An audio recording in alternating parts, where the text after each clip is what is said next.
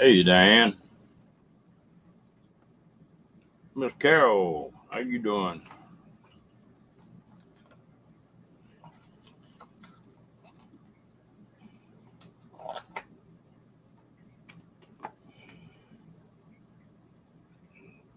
Oh, been running crazy.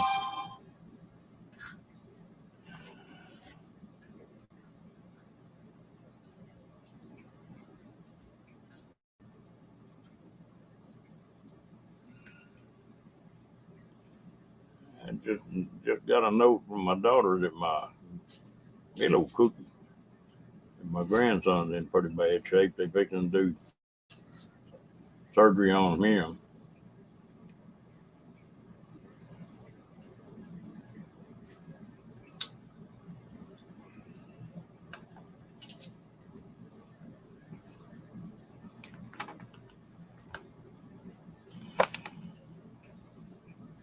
Hey, Cookie seemed like I talked to you somewhere before.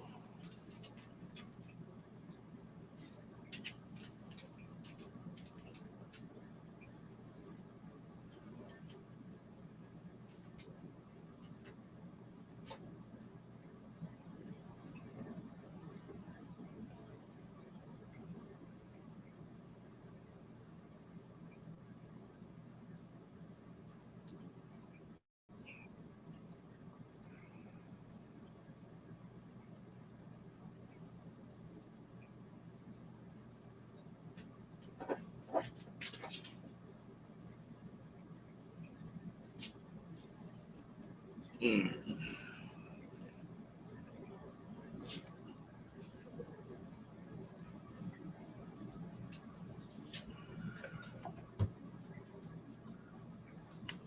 Yeah, I think he needs it. He got some bad problems right now.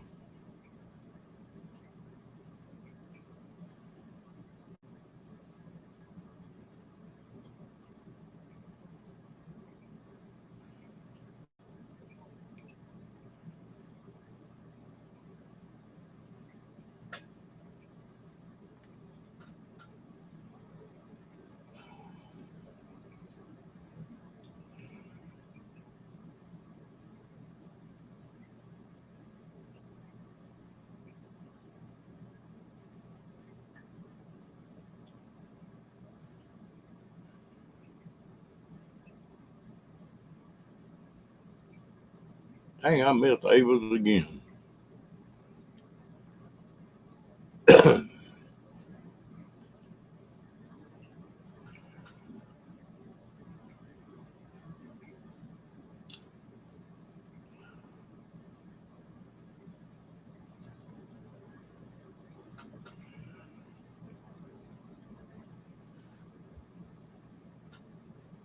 Well, at least you don't have to work tomorrow, do you?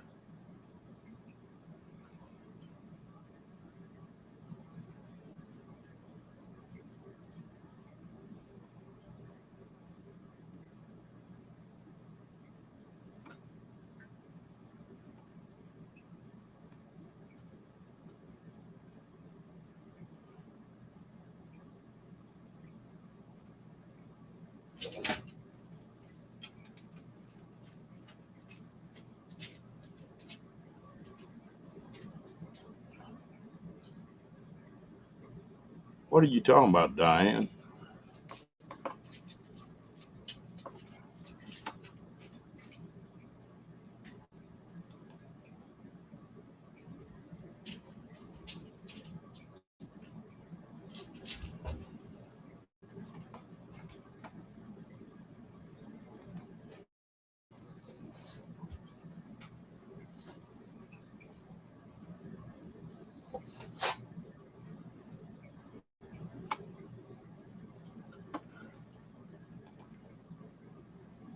Oh, Ava's on now. Okay. I thought you were talking about Rhonda.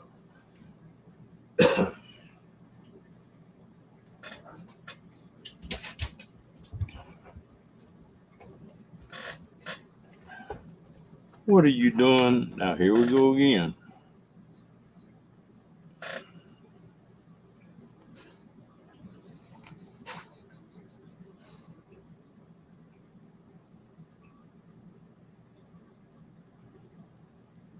What time did she come on, Diane?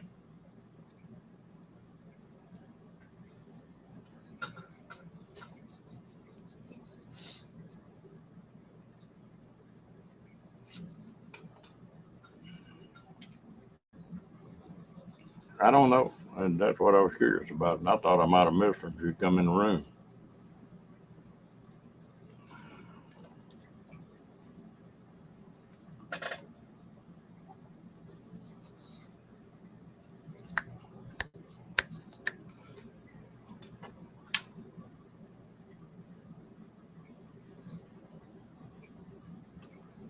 Okay.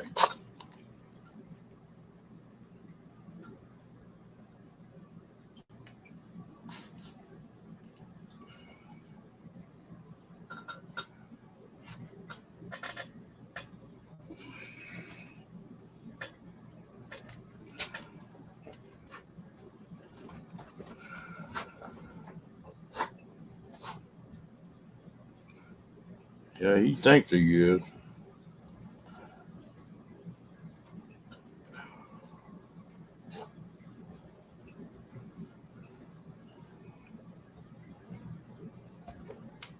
Rocky, get off the damn table.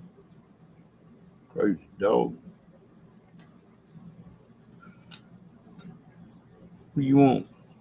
Huh? No. See, you're knocking stuff off the table already.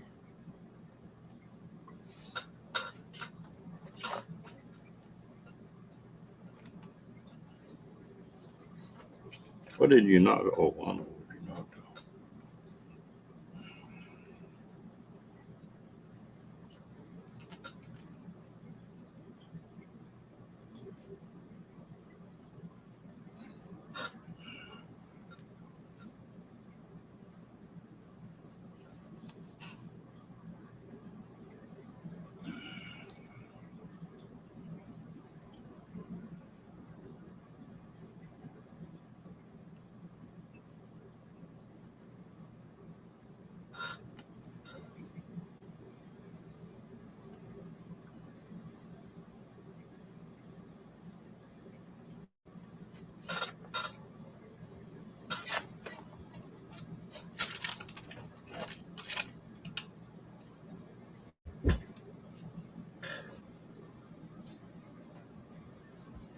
Well, he got down on his own.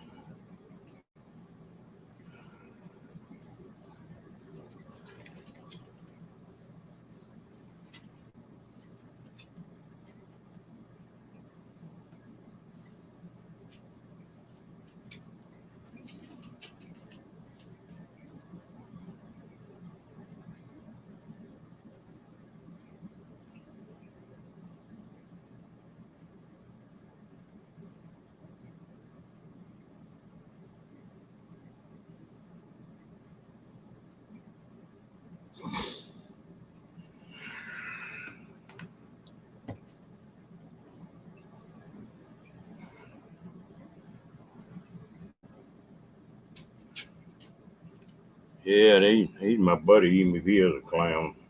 He's a clown.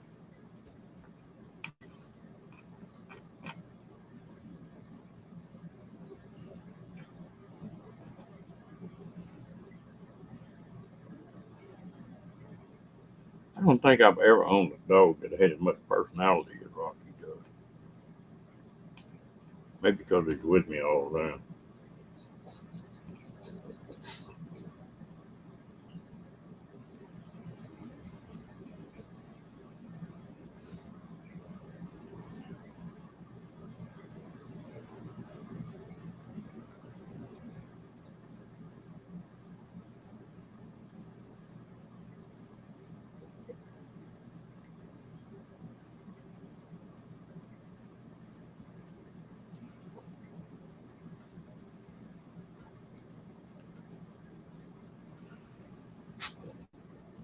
Hey, James, how you doing, buddy?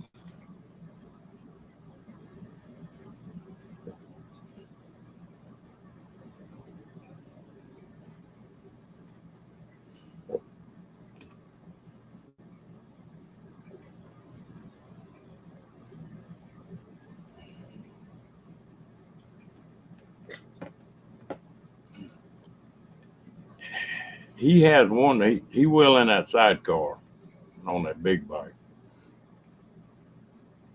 but he's both them bikes are fixing to go. Fixing to sell both of them.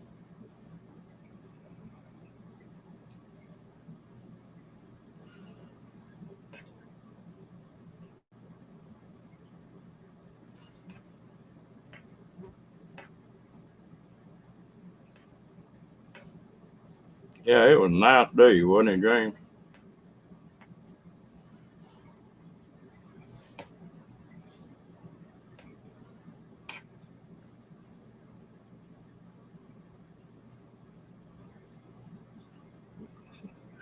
You'll have to get used to it, James. It might be 80 tomorrow, and the next day be 6. No, that's unusual for to get that cold.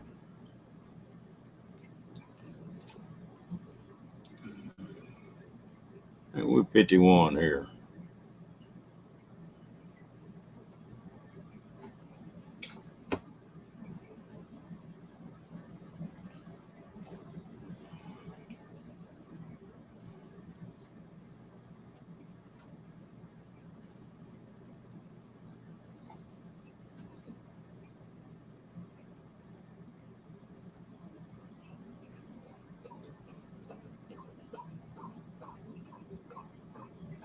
What?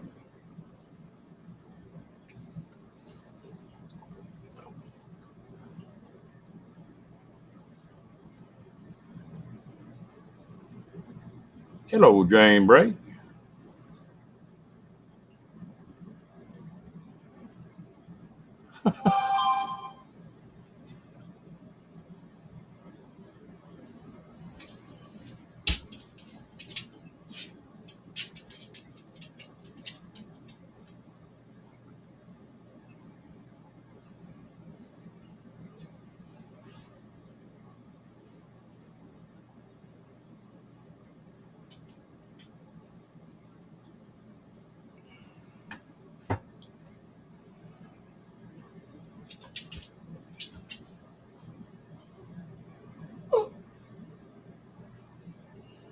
No, no.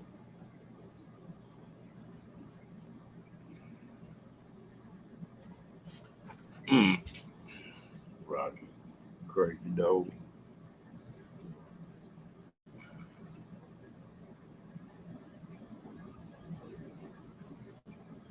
Ow. One of them claws. Jane, how you liking it in Arizona? Stop. Get out.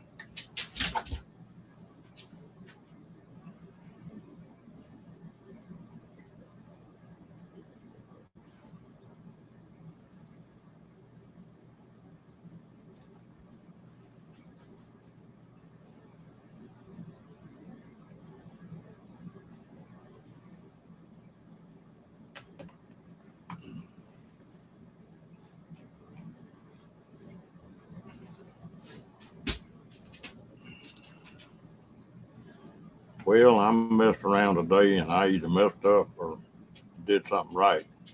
I bought a van.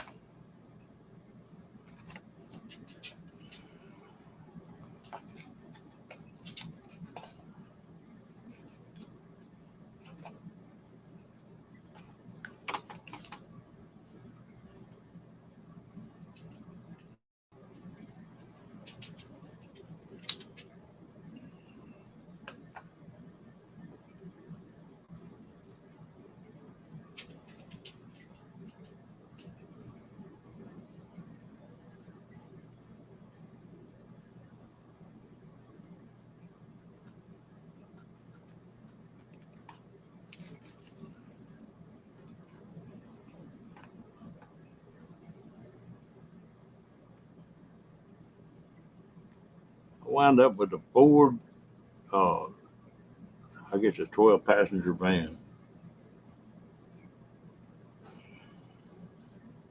One of them maxi vans. Be a good base for what I want to do.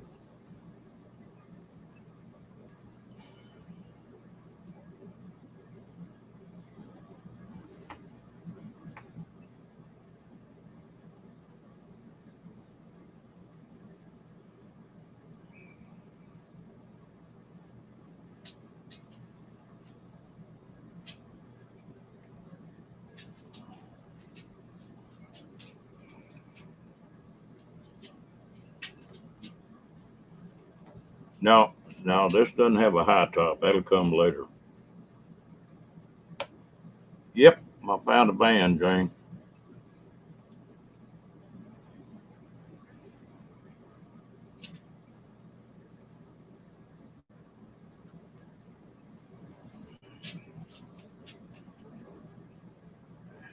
All the insurance places and stuff are closed today, so I couldn't pick it up. I'll have to pick it up Monday.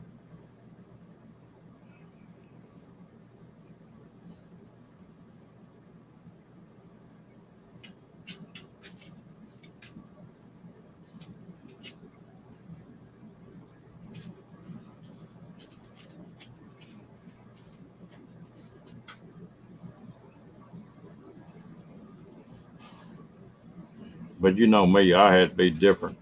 This one's not white. This one is sort of a burgundy.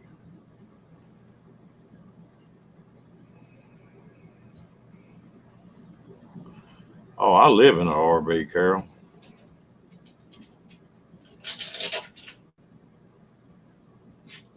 I wanted something I could just jump in and take for a weekend or a week or month or whatever. Keep my big trailer here.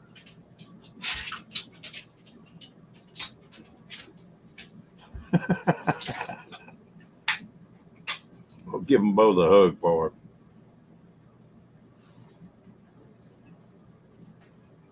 Yeah, it's a pretty nice looking little buggy.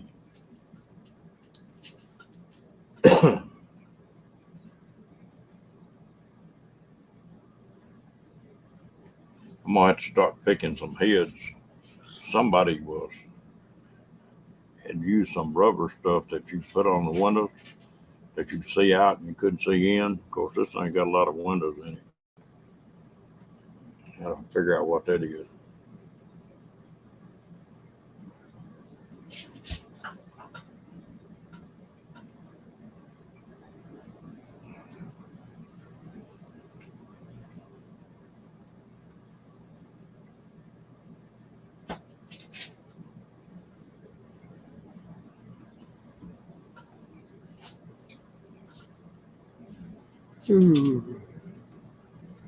Hmm. Darn.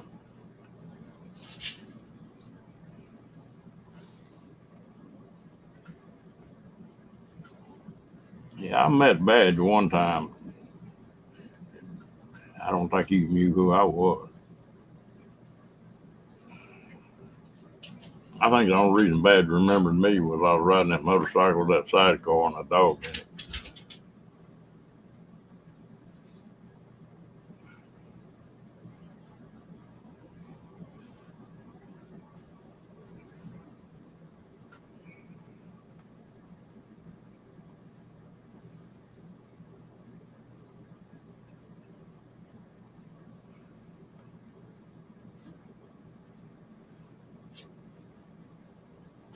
Yeah, still got all the seats in it. They'll probably come out Monday.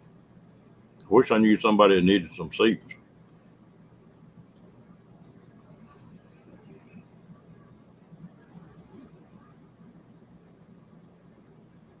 They're all in pretty good shape, I think.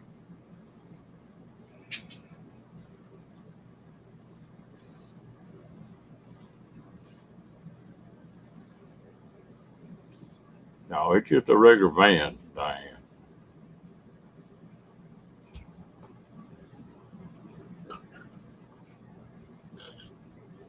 No, they go out to the highway, put a sign on it that says free.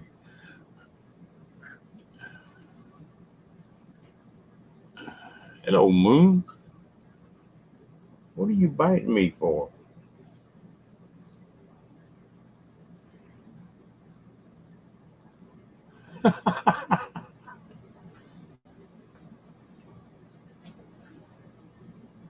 Yeah, that's what I had too. I had a, it was made for a dog. Rocky didn't like it. Now he didn't mind riding in that sidecar. Hey, be easy. Easy.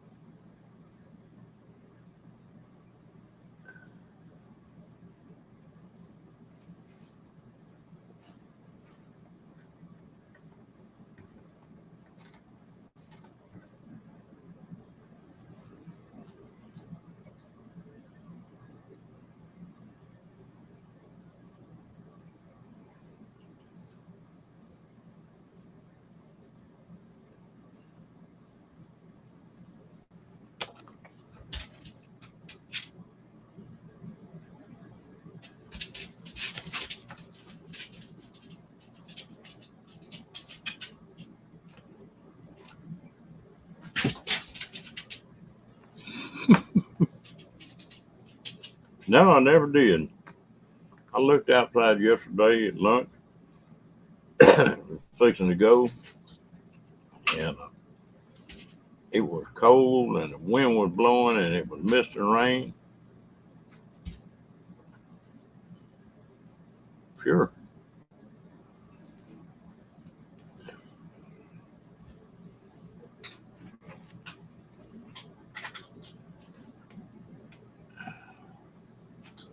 Hmm.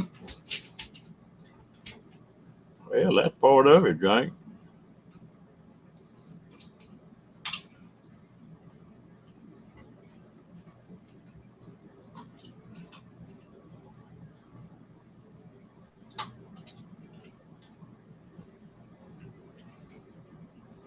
Yeah. I had to come back in here and fix me a burger.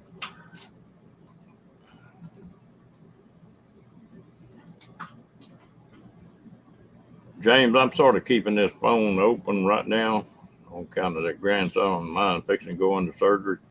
But later on tonight, I'll get that address.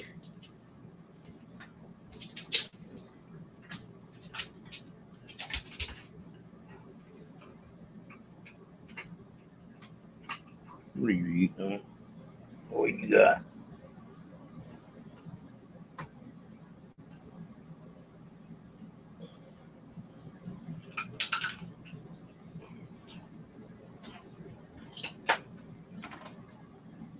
What are you biting on?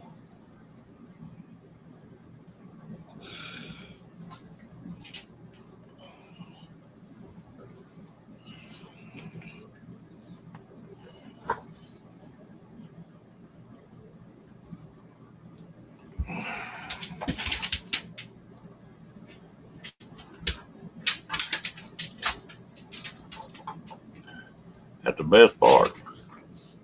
Yeah, Darlene son.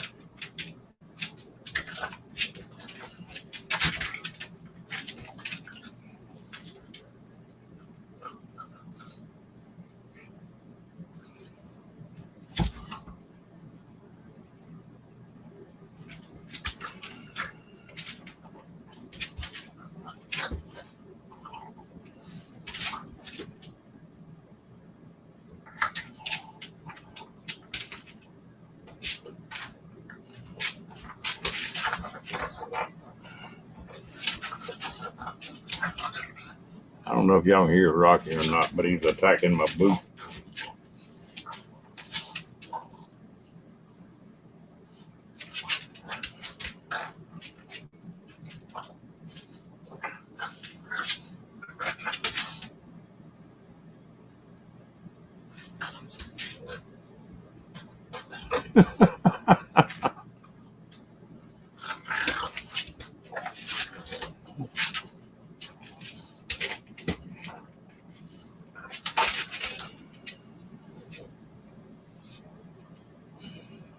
I'm looking forward to meeting you when I get out there.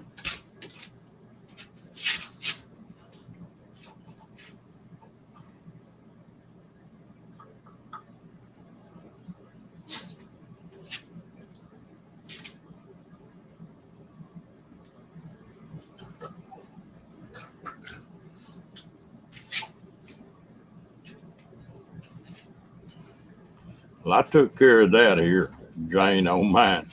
I had a 5 of the 30 and 40 gallon propane tanks. I filled all 5 of them up.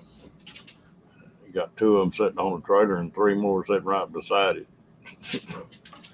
Because I'm not going to be able to lift them things after that surgery for a few weeks. And then I got that blue tank and emptied up the other tanks. Got everything empty, and then I got a blue tank sitting under too. So I ought to be set pretty good.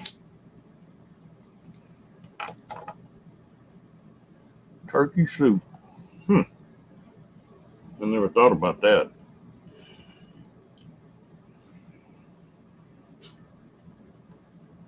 Hello, Nate.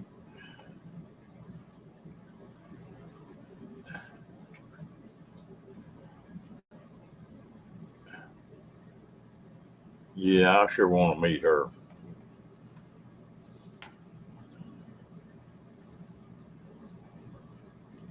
How you doing today, Nate?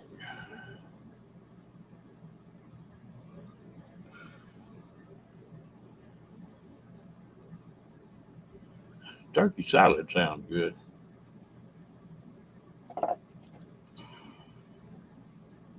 I guess I had to go get me a turkey and dressing, one of those instant dinners you throw in the microwave to get my fix this year.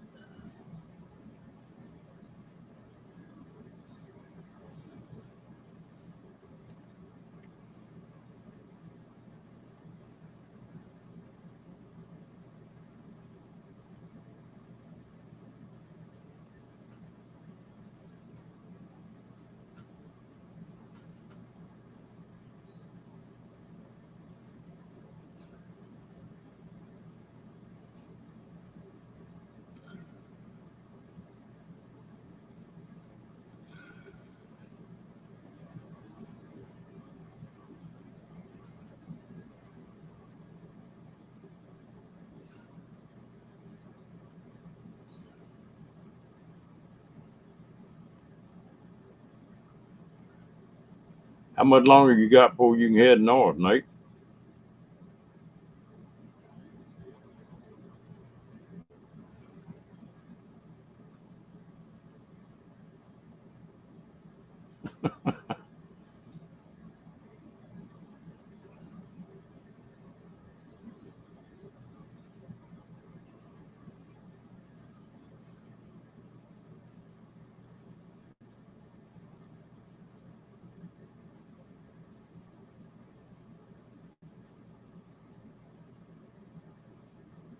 Mm. Yeah, not too long then.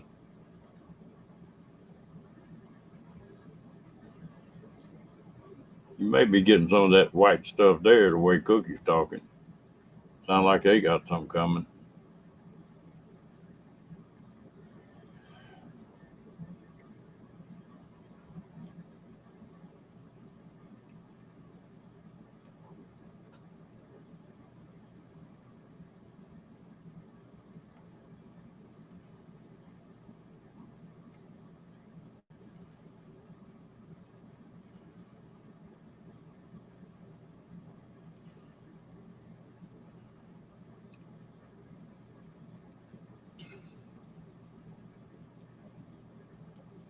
Hell, that's gonna catch Amy too, isn't it? Then, well, she said she was supposed to leave a day ahead of it.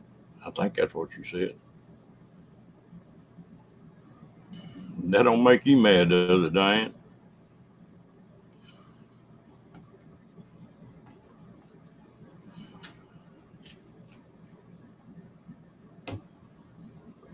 There you go.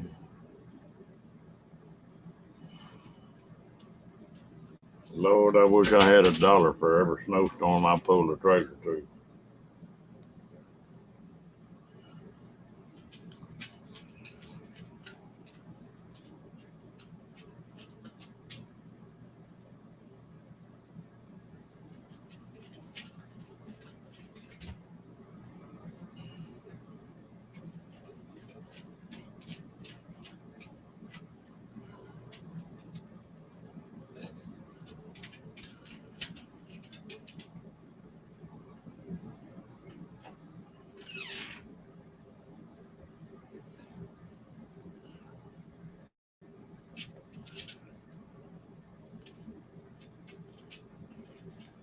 If I don't ever see snow in anything but a picture, it ain't gonna hurt my feelings a bit.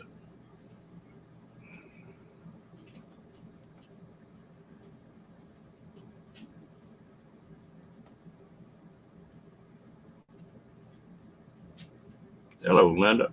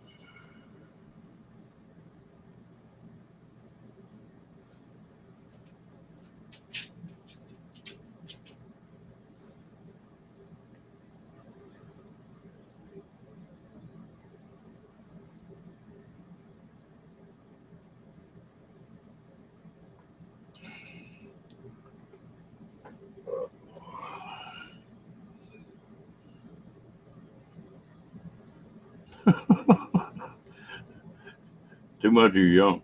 Well, were you dipping into the food when you were cooking?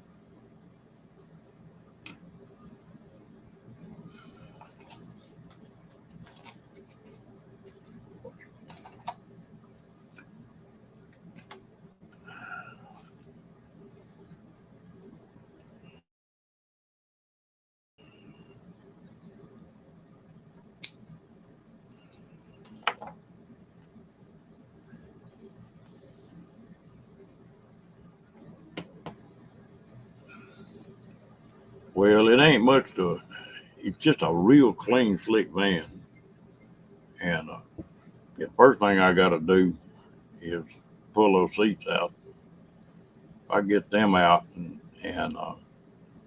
then if I have to, well, I'll just use a tent camping setup. Put me a cot in there, and everything I use in the tent would work. Hello, Janice. Okay. They,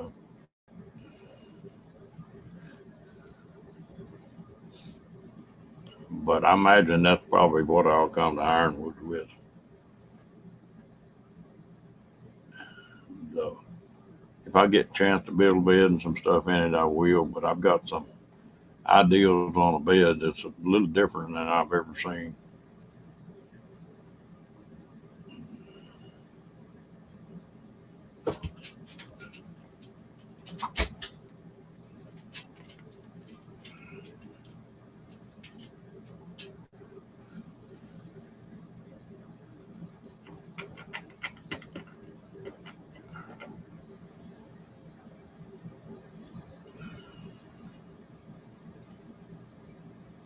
It's a big old dude.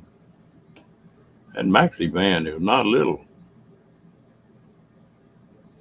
And I'll probably use it like it is now. And if I really like it that big, well, the, then I'll spring for one of them hard tops for it.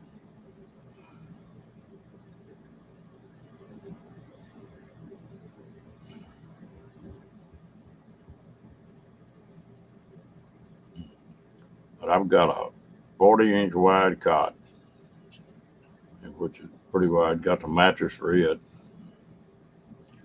and then of course sleeping bags and that kind of stuff.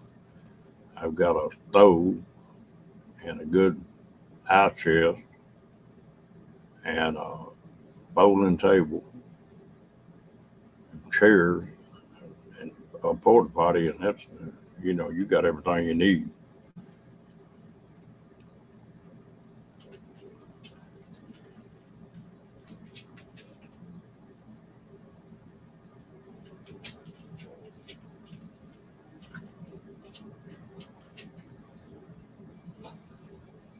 I've done enough tent camping. I just make a metal tent out of that van, and I'm not gonna kill myself working on it. I'm gonna sort of yeah.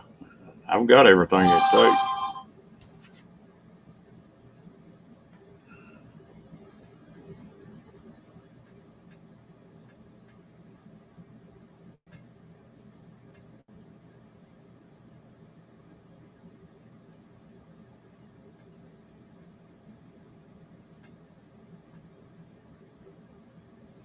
Well, my grandson just went into surgery, so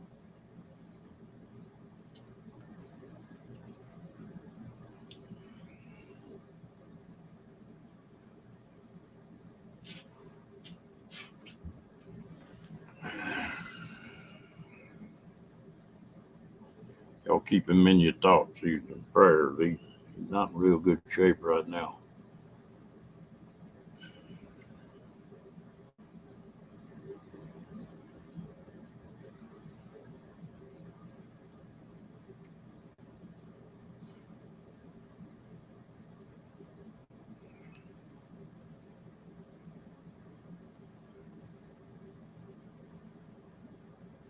I don't know. They keep jacking around with my surgery date, Linda. And I don't know just when I'll get out there.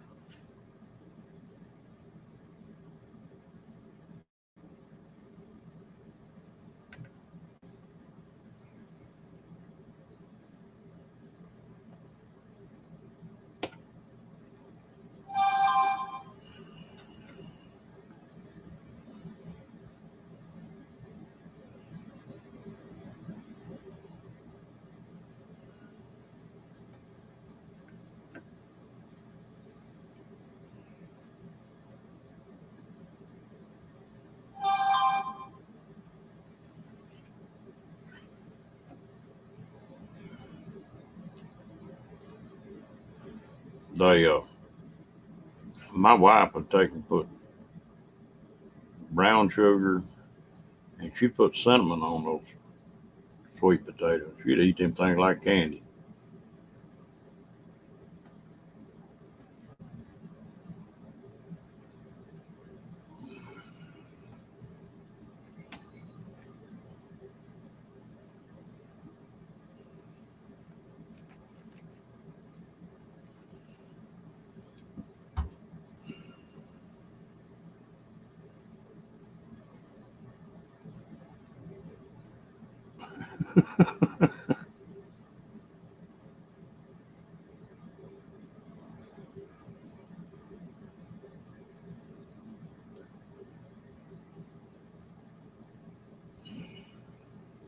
I got to buy some more cinnamon. I ran out.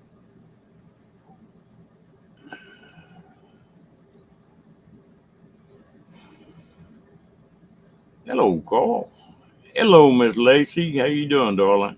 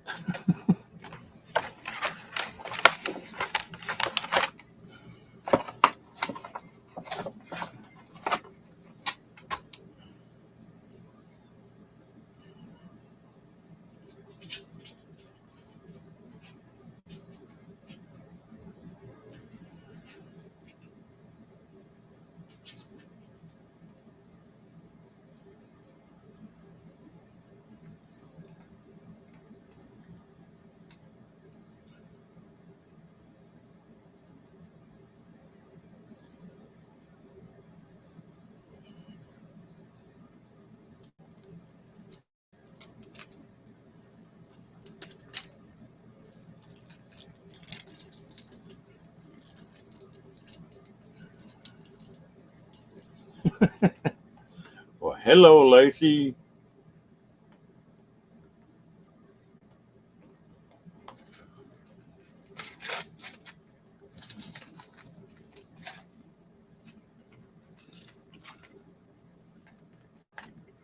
Hey, that's funny. I don't care for pumpkin or sweet potatoes, but now I like carrots.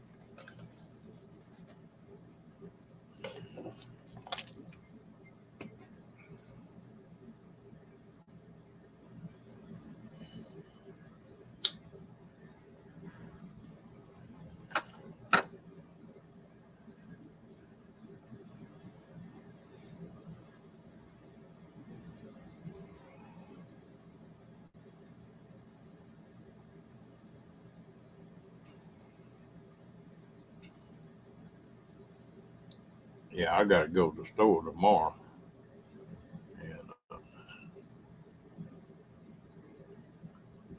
I don't like it.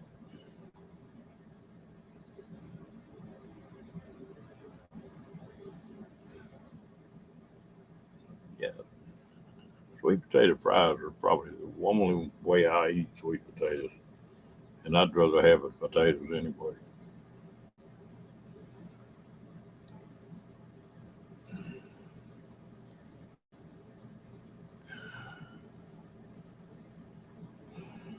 I think it's a southern thing, but I like the tart, vinegary taste more than the sweet.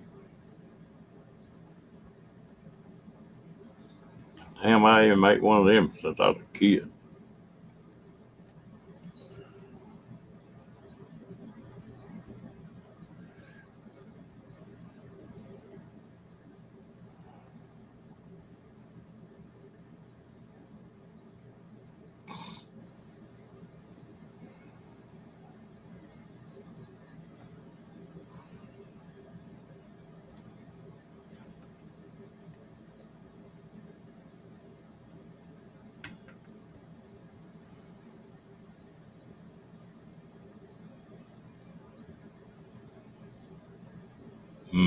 Okay.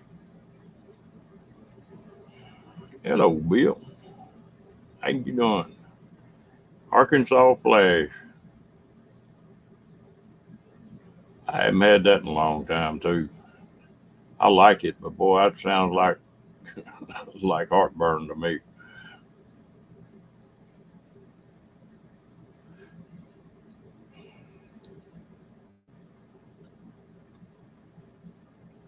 I tell you something else my mom used to make on Thanksgiving and Christmas was a fruit salad that had marshmallows and tangerines and all kind of stuff in it.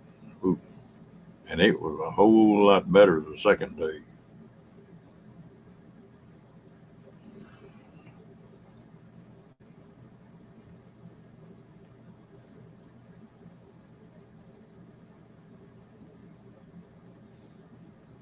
Greens and cornbread are pretty hard to beat.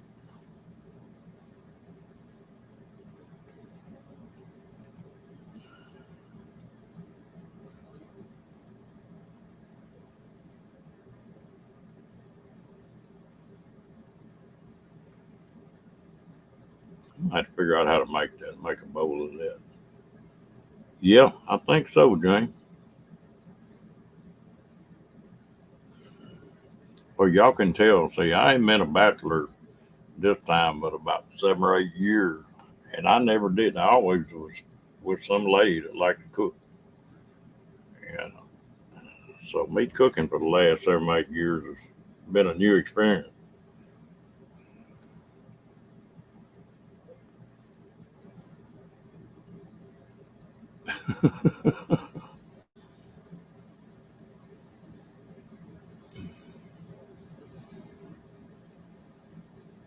Is it getting cool up there yet, Bill?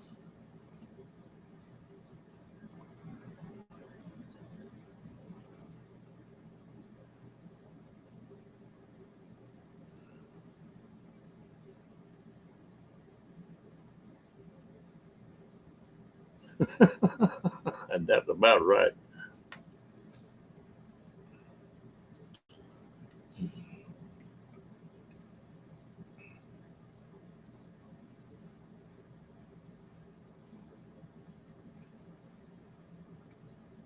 She added some kind of uh, whipped cream or something to it too.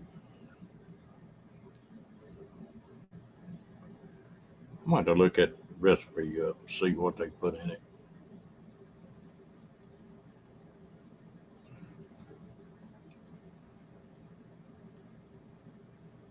I tell you something I haven't seen in the store in a long time is kiwis.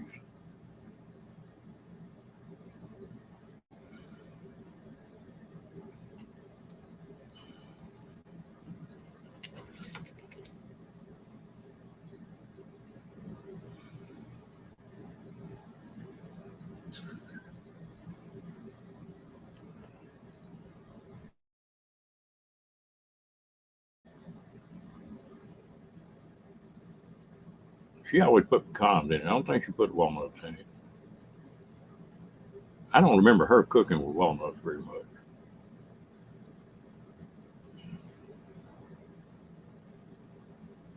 But this pecan country down here, you ready for Christmas cookies?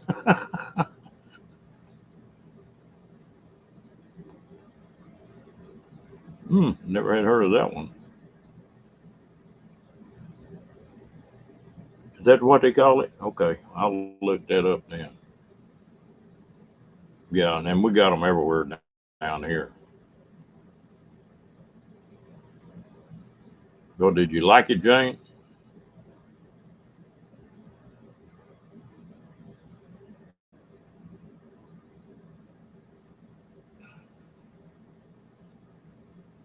Jane, I got a real serious question for you. Do you think after this year you'll come back to Arizona?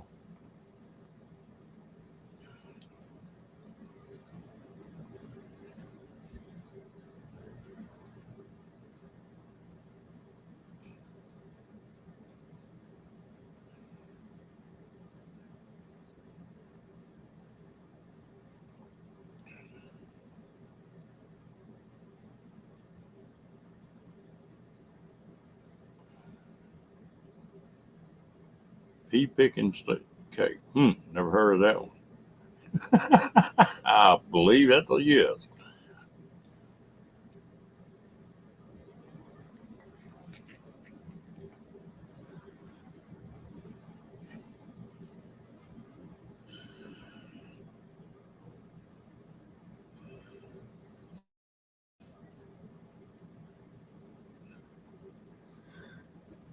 I believe so.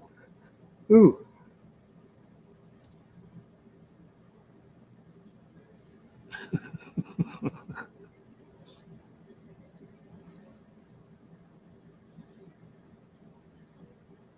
I remember my mom making peanut pie and pecan pie.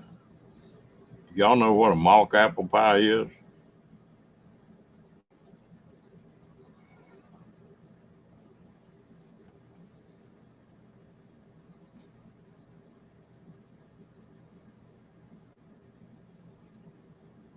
Hey, Lily T, how you doing, girl?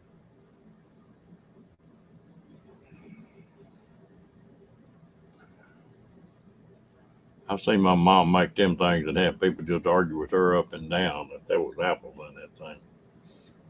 And there wasn't. Hey, Char, how you doing, girl?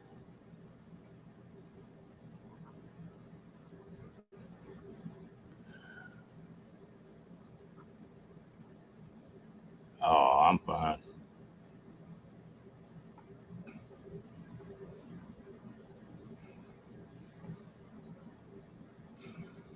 Why is it not supposed to taste like apple, Diane?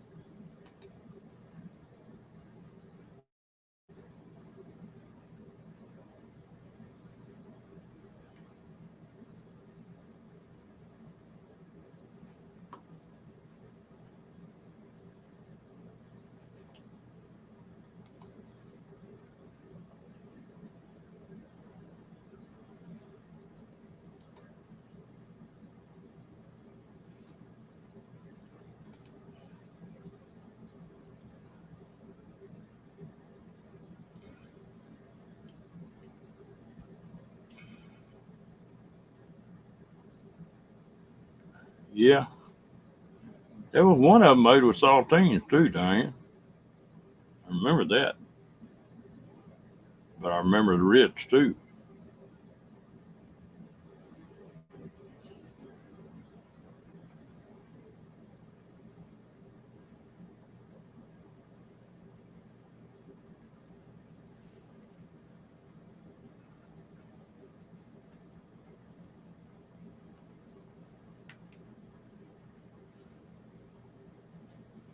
Hello, Bud. We all made it through it. That was the main thing.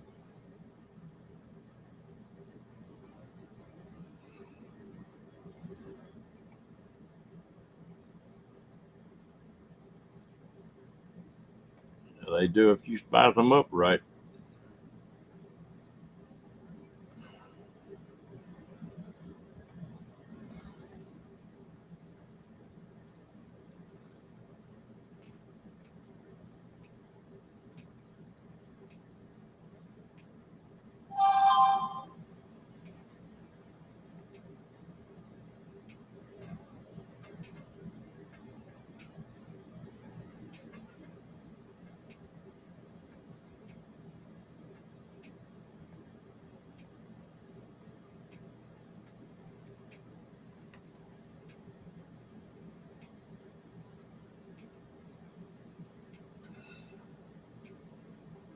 It's pretty good.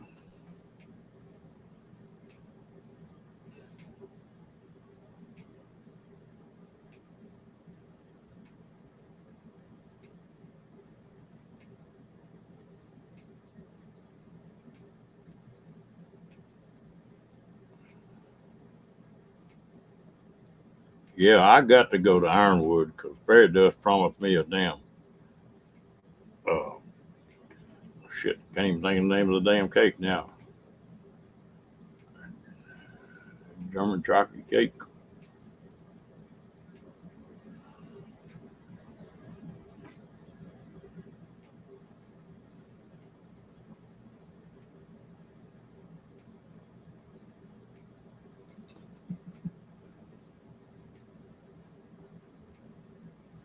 Not me.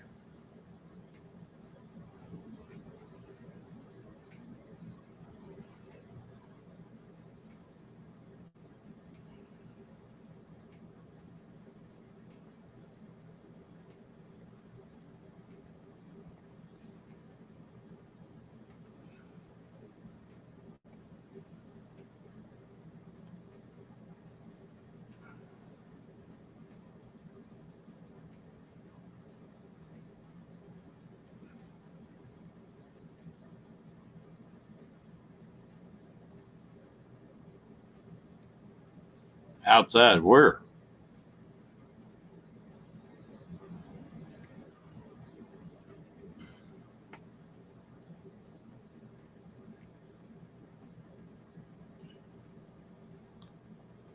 Well, you know that's what's bad about making something like that is that Daryl's a pretty bad diabetic, so he can't eat it, and Connie's stomach gives her a fit, so she can't eat much of it.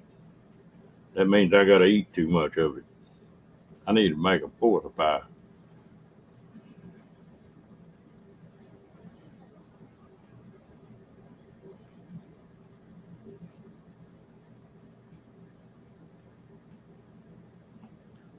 We were talking about that van a while ago. There's one thing I am gonna dislike about that van. I'm used to riding that motorcycle at 70 miles a gallon. I don't believe this van will quite get that.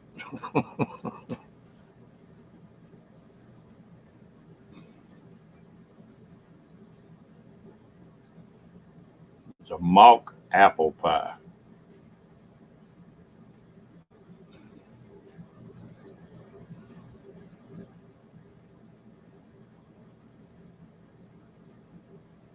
Not in a lot of years, bud.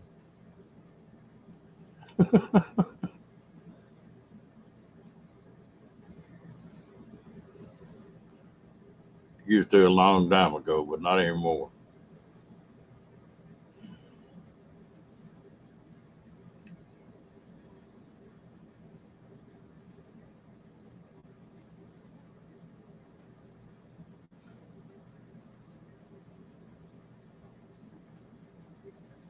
Yeah, I don't think I will either. I'm probably 16 or 17 will be pretty good.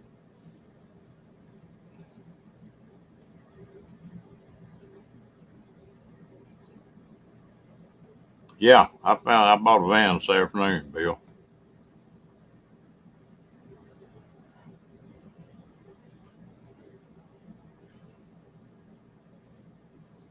I gotta wait till Monday though. It was clean. He said they were gonna detail it before I picked it up. Nope, sure haven't.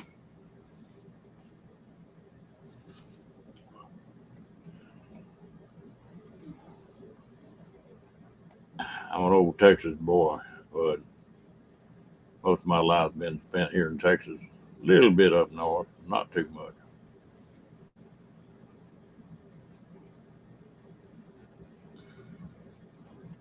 Yeah, I found a maxi van.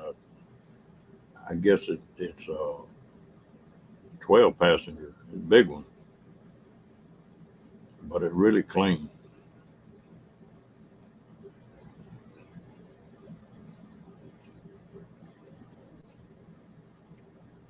But you know, Cookie, it couldn't be any worse gas mileage than pulling up uh, RV.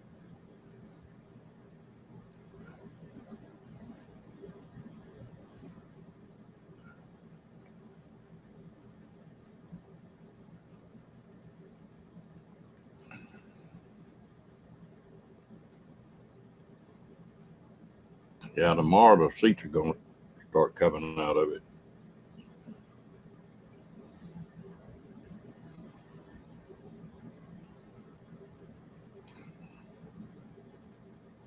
Yeah, the price just went up about 3 times about going to Ironwood.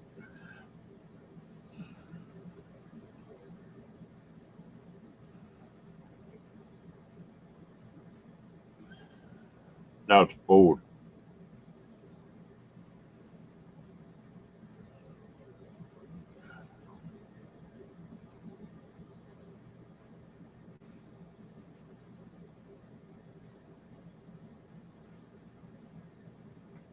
Yeah, you get, where in the hell is that town at?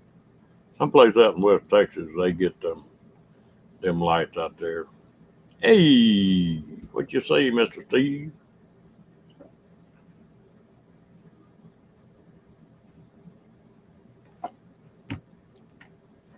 Yeah, I was telling him, Steve, I bought a van today.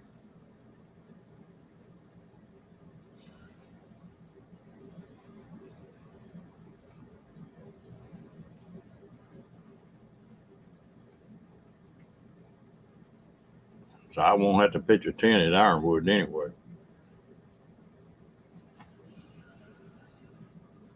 Marfa, there you go. Marfa lights.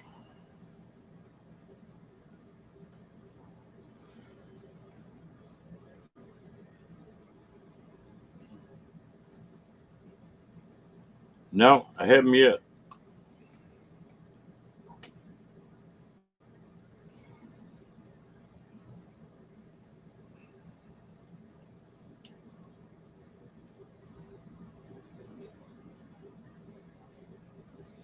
Yeah, that's what it is, Jane. It's a 12 passenger van, so it's got a lot of windows in it.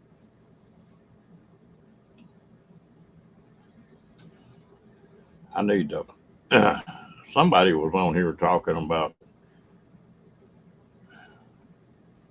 I bought a van today.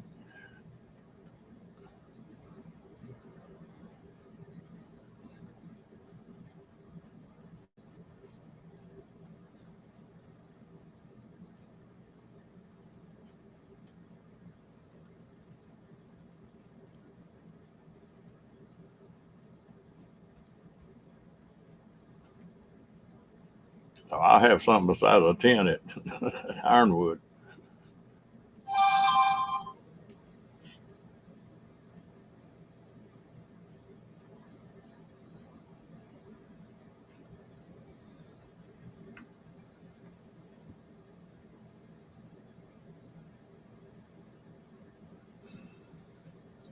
Yeah, but you were talking about living in it full time. I'm not talking about that.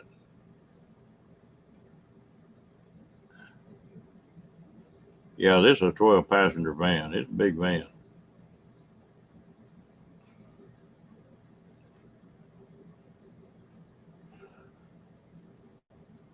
If I was going to live in it full time now, I wouldn't want a van. I live in this trailer full time, but not in a van. Don't have any idea, Bud.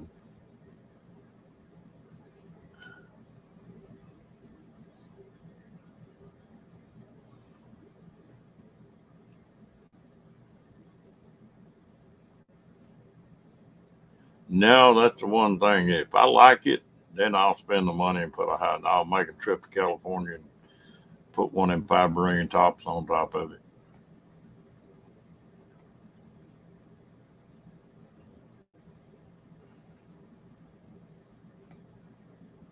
Unless I can accidentally find one. If I can find one, I can put it on there myself. But finding one might be something else.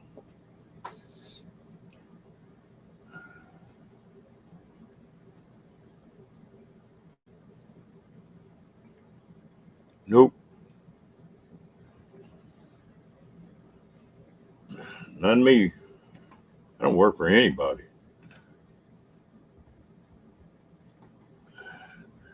Did that for a lot of years. I'm an old fart now. I don't have to work for somebody.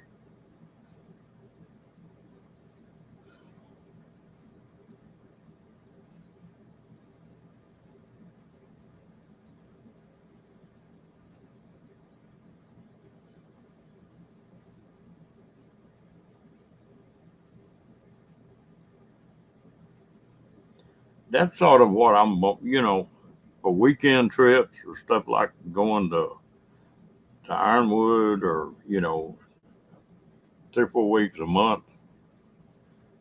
They, I think it would be ideal, especially for just me and Rocky.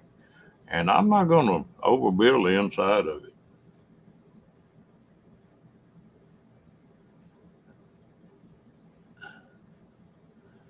Well, Miss Char, I hope you have a good night. You too, Lily.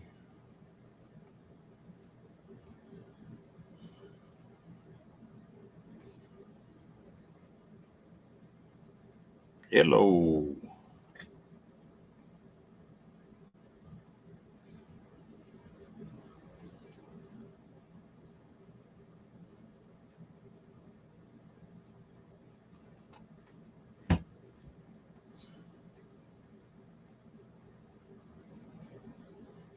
Janice, are you awake?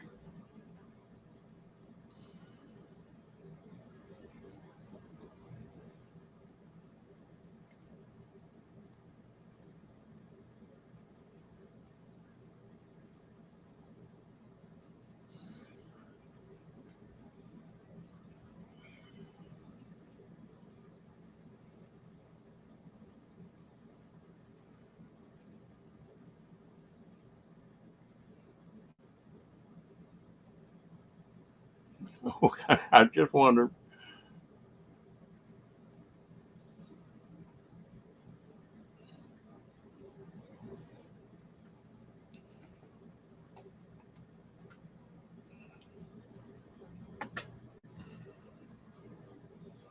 Well,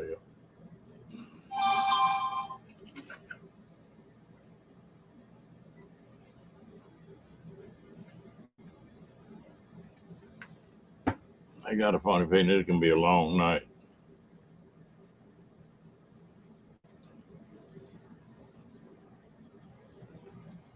How much did y'all build up the inside of that van, Steve?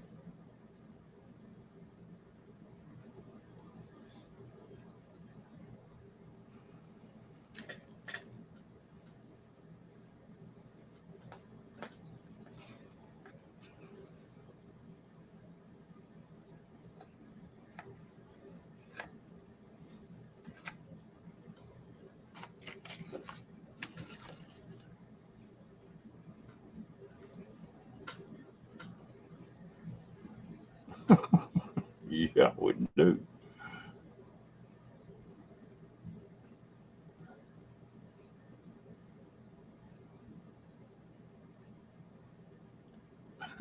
You're too slow.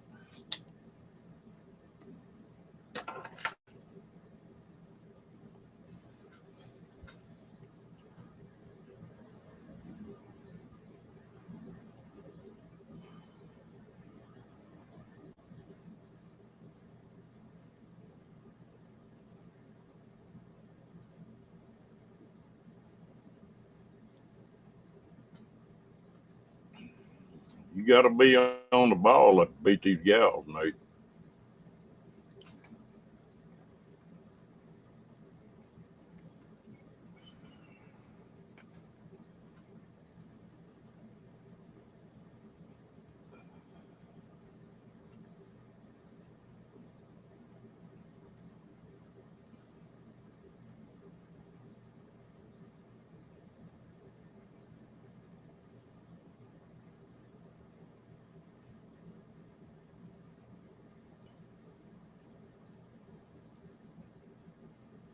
What they call them? Good time van?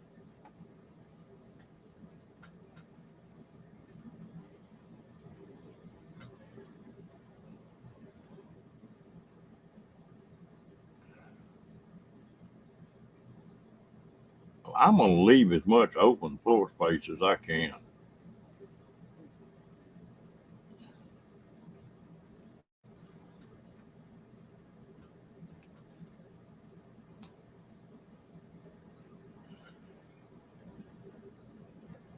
I imagine to start off with, I'm going to be making a metal tent out of it and use all my camping gear.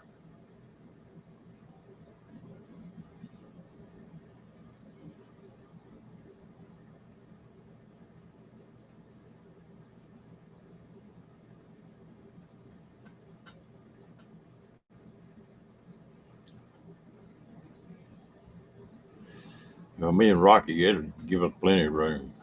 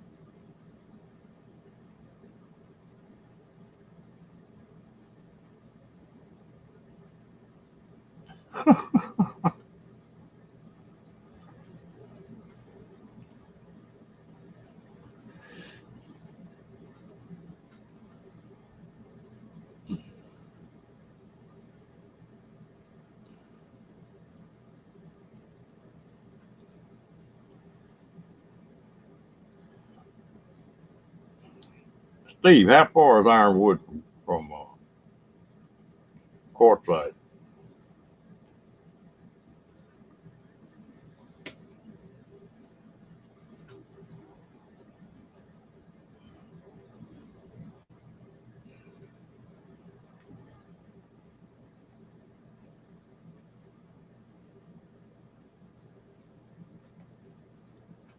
I think you'll come by if you're running 10. I think you'll come by within 30, 40 miles of it, Bill. Steve tell you a whole lot more about it than I can.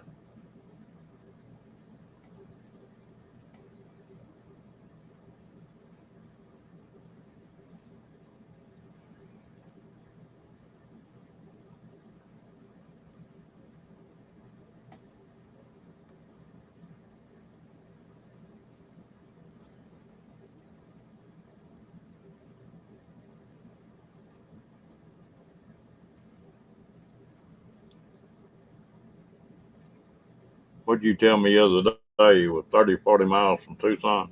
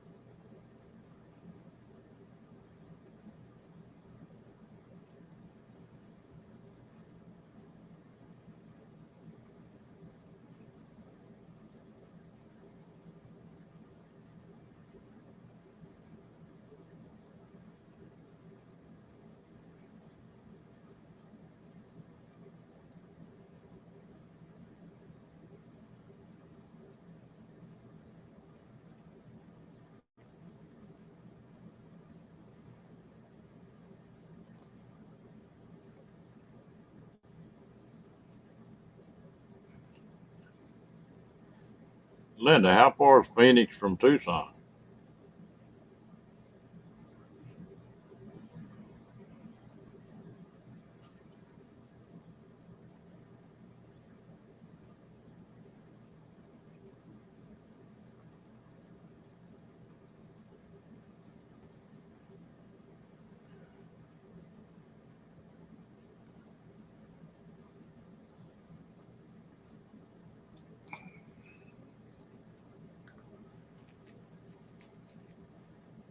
I'll be right back.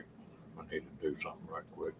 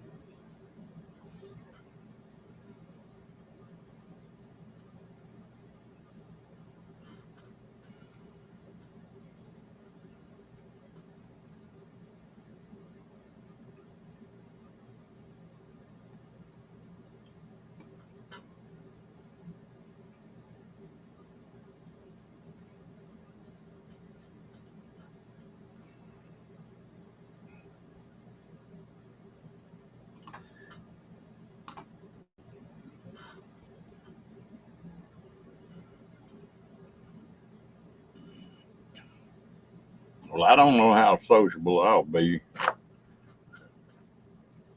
after get through with all that surgery and stuff, but I'll be there anyway unless just something bad happens. If I croak, it won't make no difference anyway.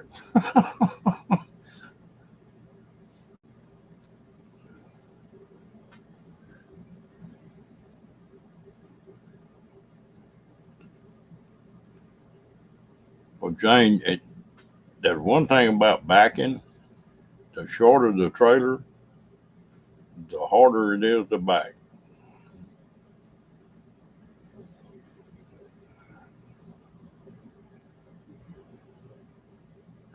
Oh yeah, it just I'm gonna do that. I sure as hell plan to be.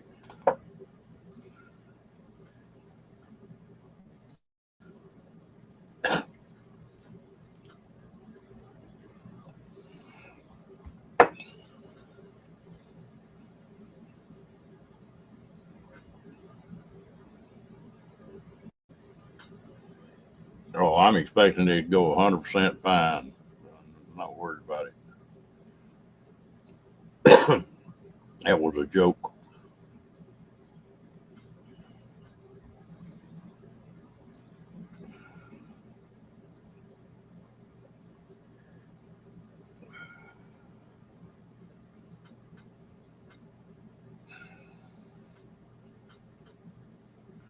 I got too many people. I got too many hugs coming. Me and Cookie gonna get in a contest about how many hugs we can get.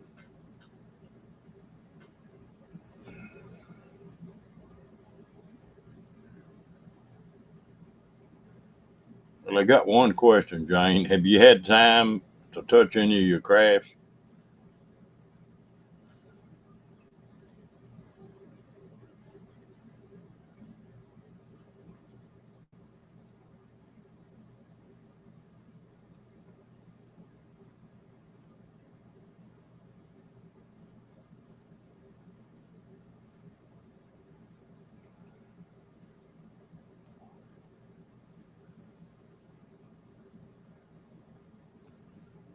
I ain't no telling what Nate thought I said.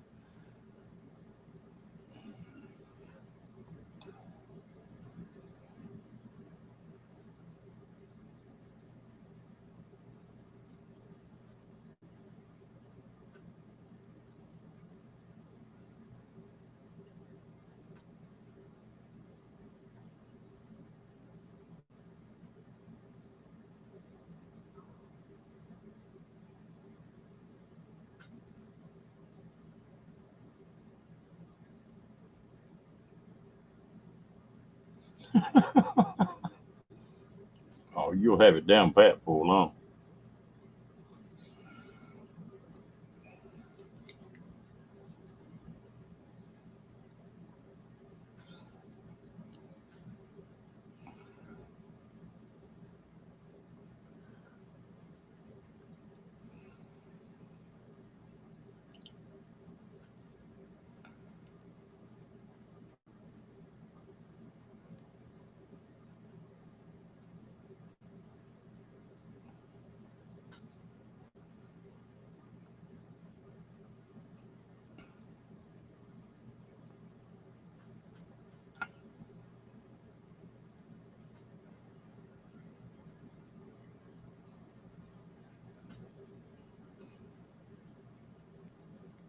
I think a lot of people go to Quartzsite and think they're gonna have all kind of time. They're gonna get bored.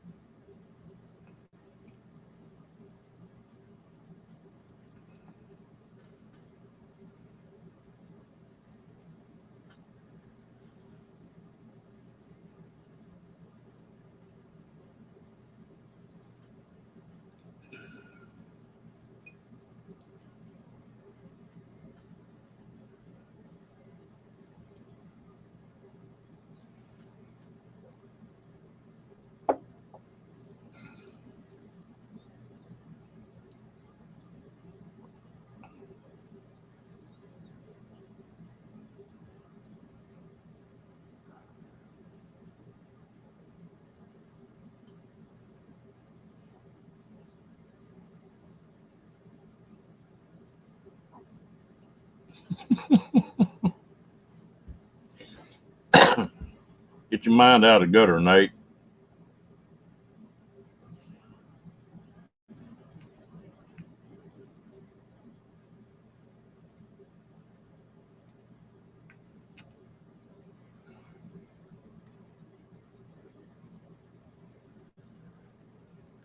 Cookie must have went to sleep. I didn't get no comeback out of that.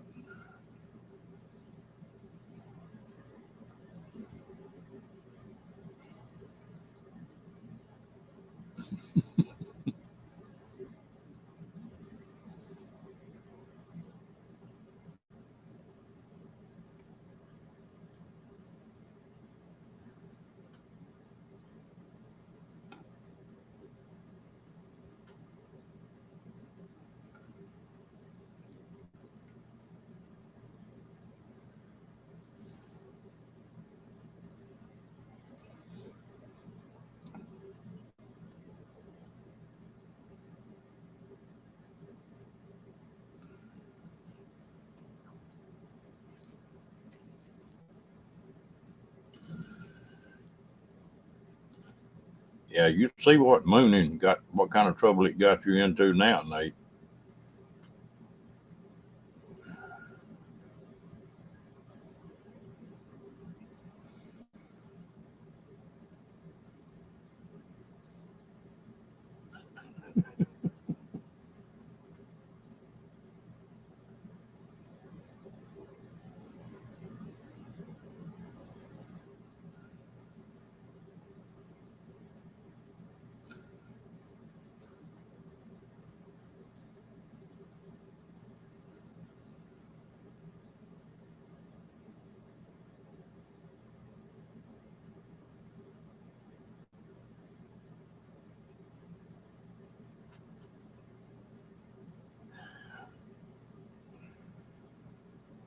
You just got to remember that door handle, Jane.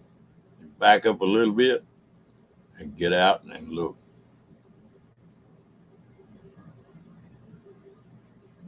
You gone, Bill?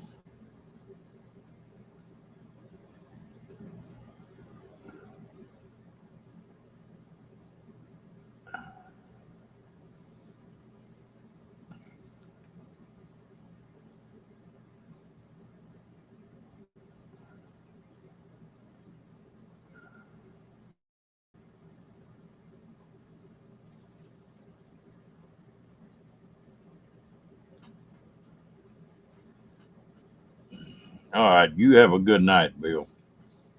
From what I've seen, there's isn't there a couple videos on Ironwood where y'all gonna be camped?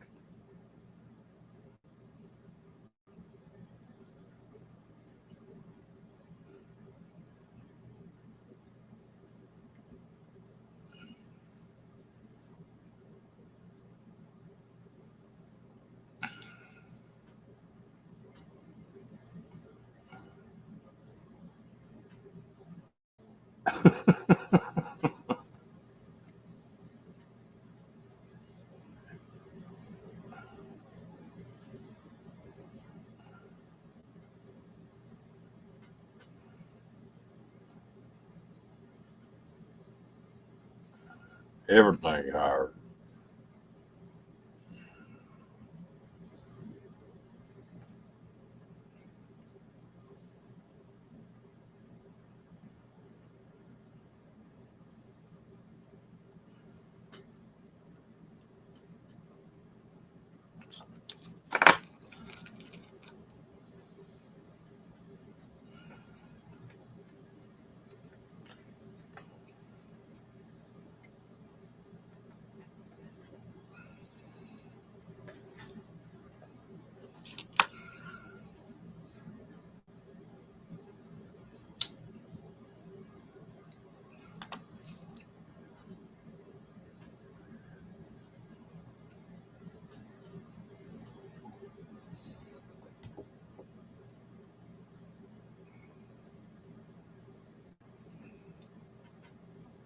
There you go, Bill.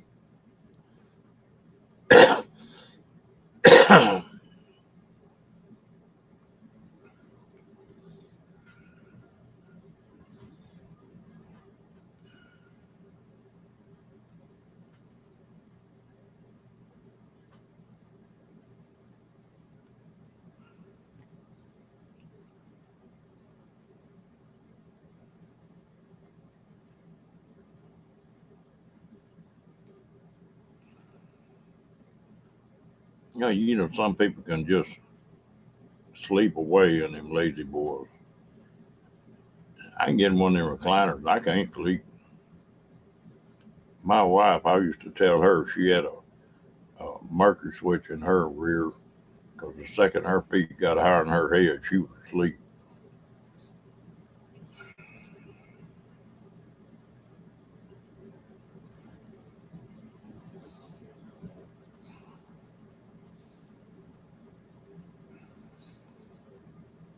I can lay down right in the middle of that floor and go to sleep.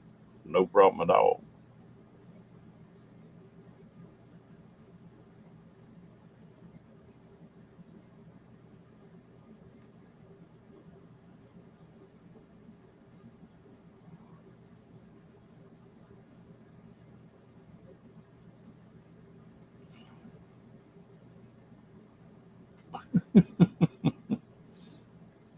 Some people get saw logs and everything. I sleep on my side. If I turn on my side in a recliner, I feel like a boomerang when I get up.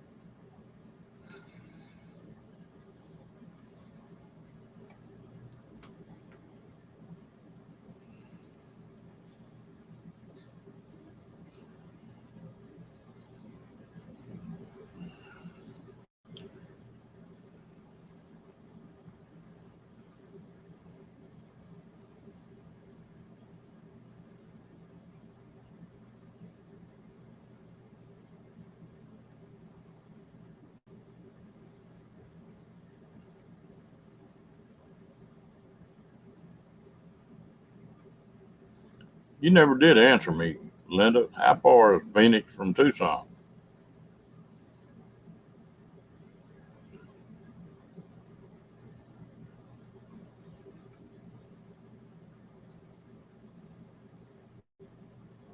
A lot of people, that's all they need.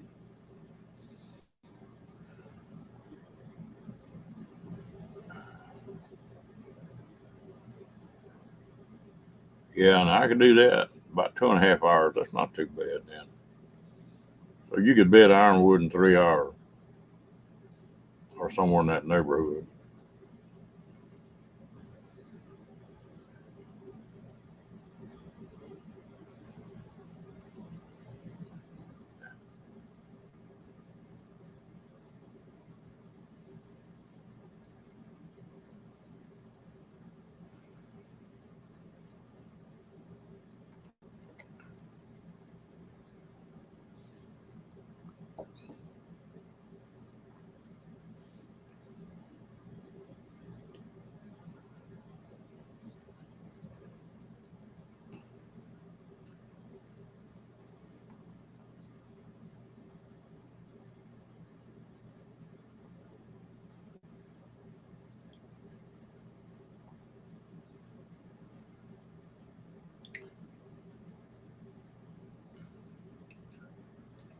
Yeah, and all you got to do is jump on 10 and you're there.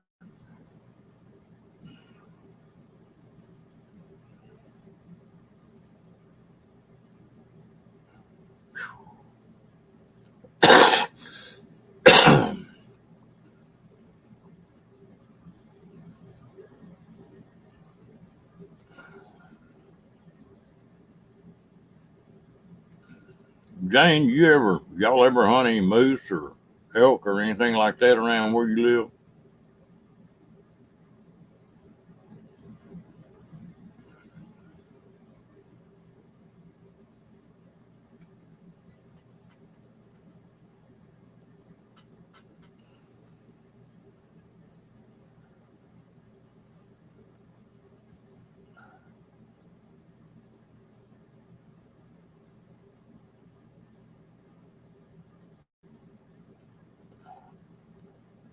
Yeah, you better say like you better say that, Steve.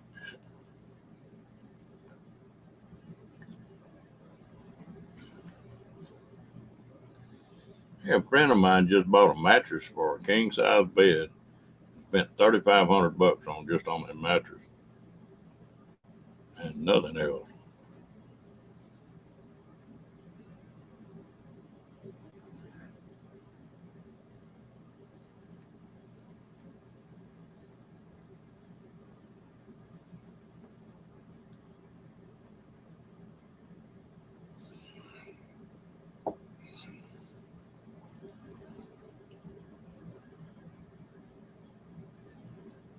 Hmm. Boy, I missed deer season this year, and I sure do miss that venison.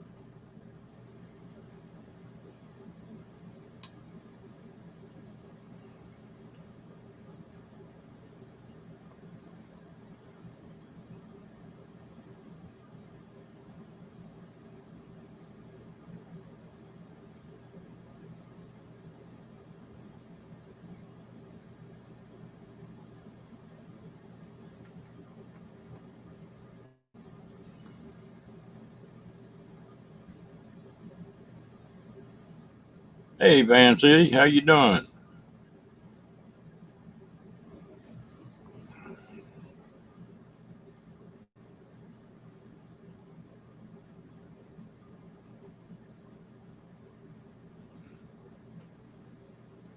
Might be. You can't ever tell on YouTube.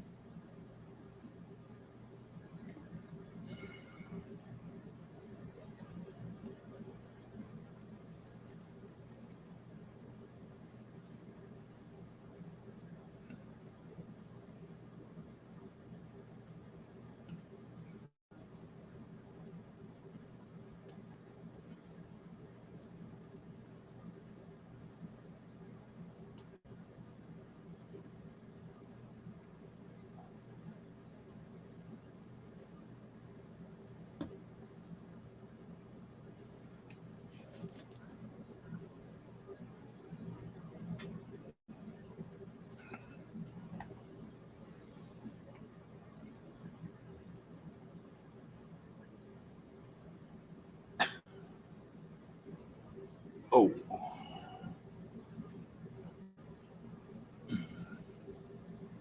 where you at, Daryl?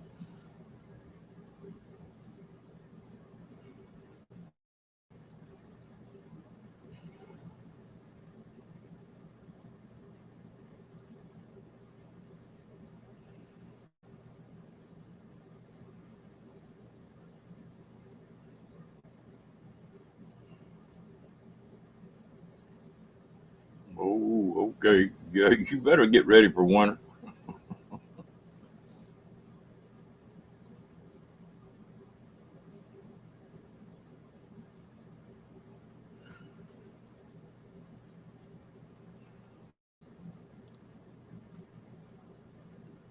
Ooh, that's plenty bad, man.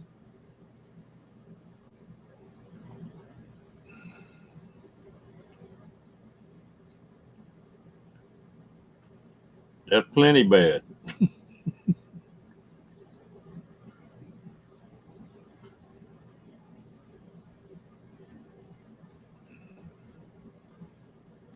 I was bitching because it got down in the 40s.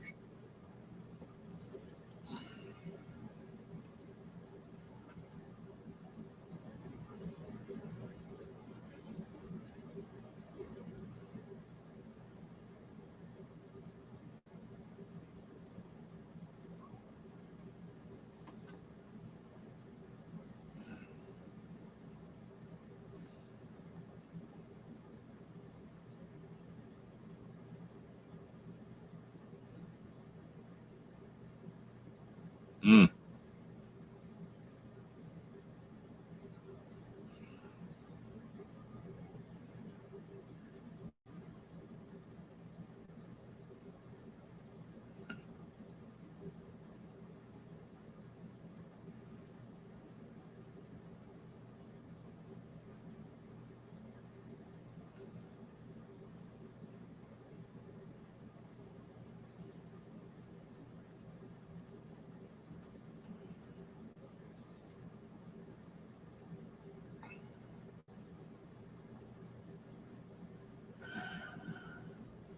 Steve, how do they do the eats there? Do they have potlucks, or do they have a you take care of your own food, or how does that go?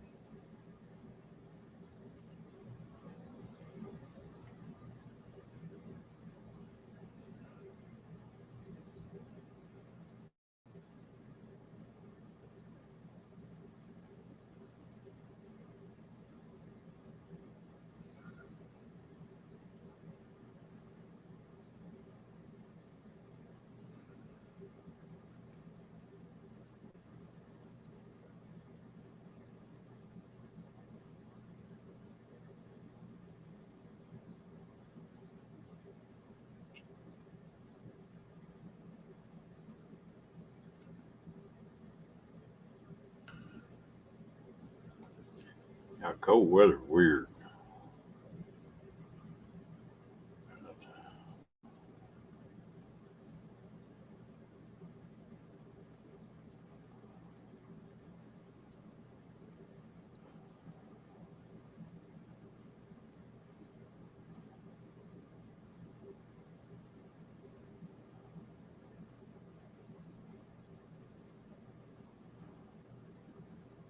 Okay.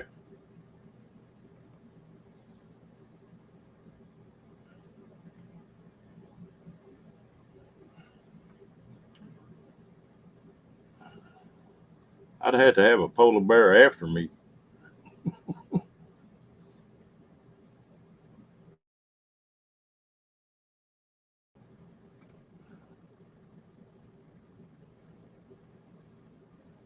Okay, Mr. Cookie, you have a good night.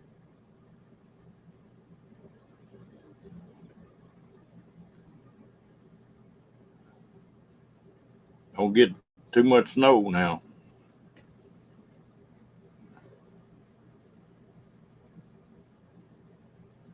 Oh, I'll bring more than that.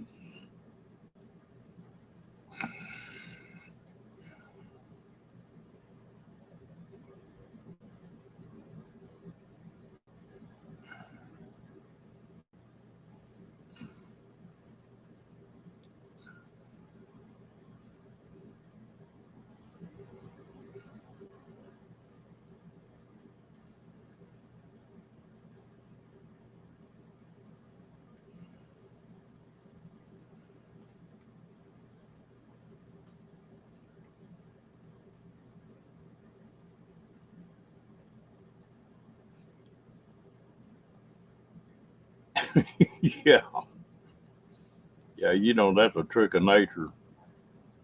When folks get cold, all the women's stuff stand up and all the men's stuff go hide.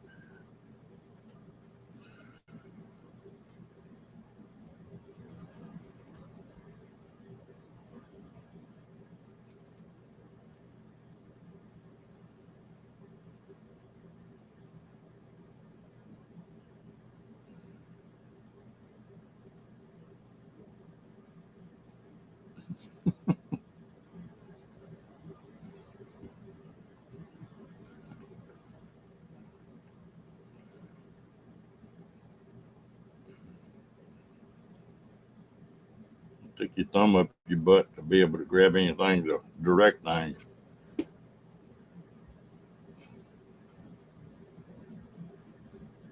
I can't believe I said that. Mm, y'all are bad influence on me.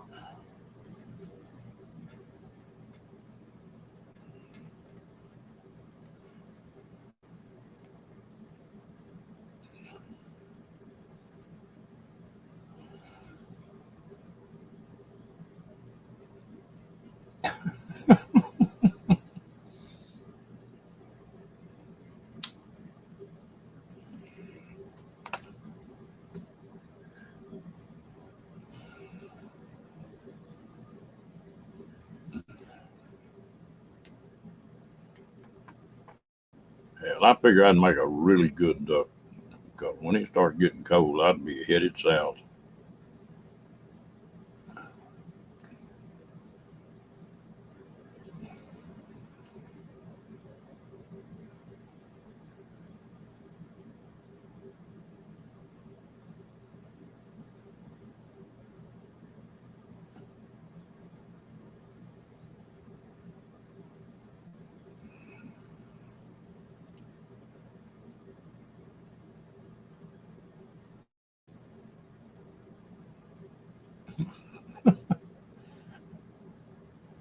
Steve having a sing along.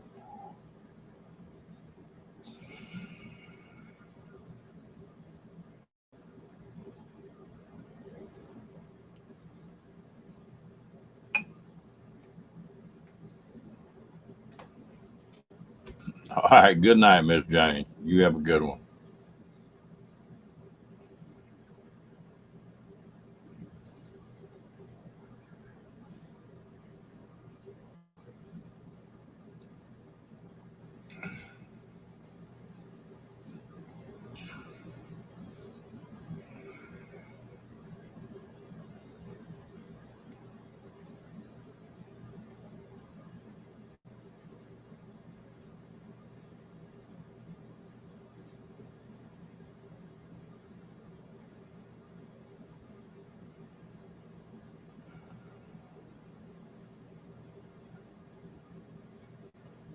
All right, Van City. You have a good one, man.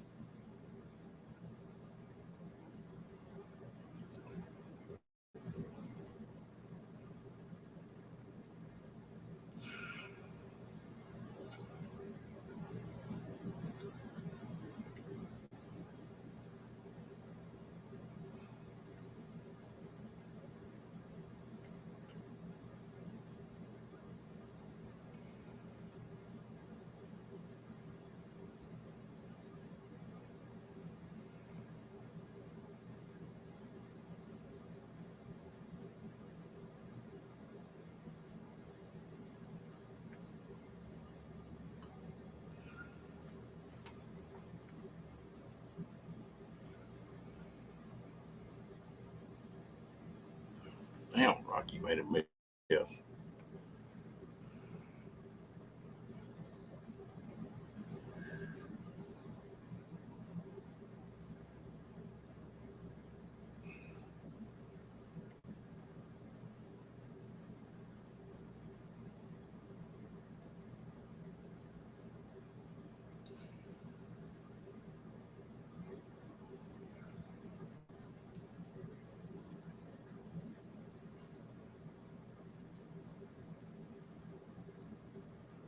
Hello, Rebecca. Welcome in.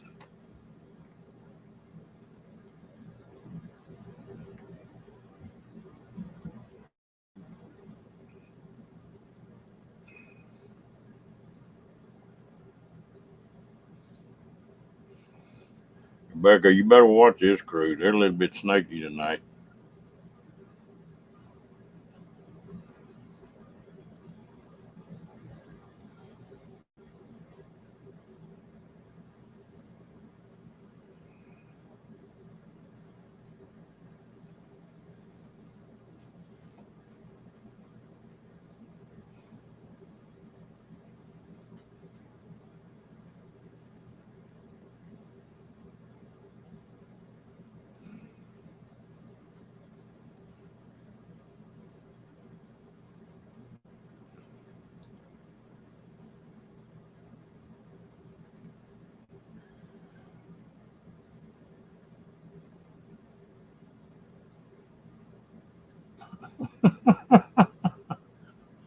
That's the only thing about staying in these RVs, Steve. It's two steps and I'm at the icebox.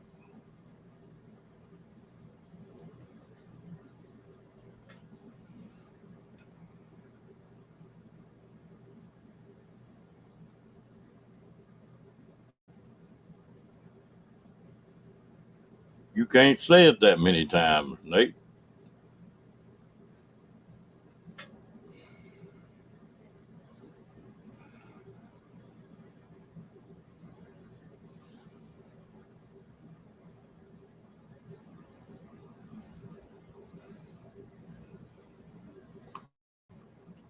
That song go, Angel in the Sky.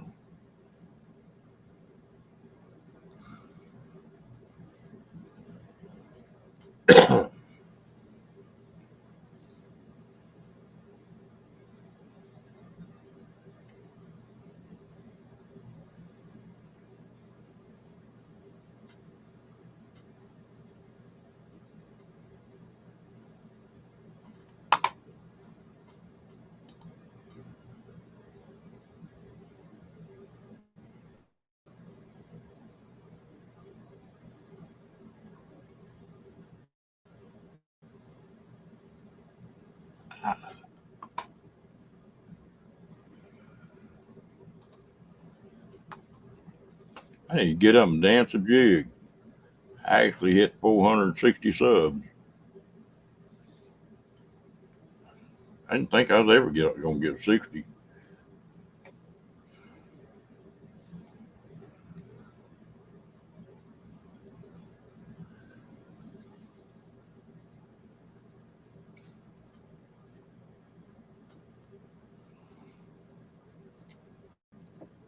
Oh yeah, famous in a small town.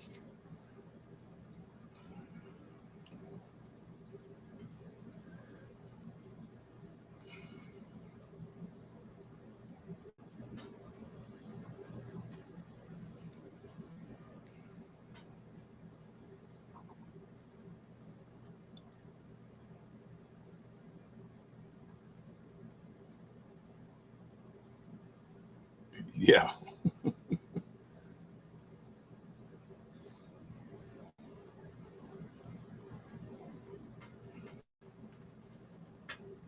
Well, thank you, ma'am.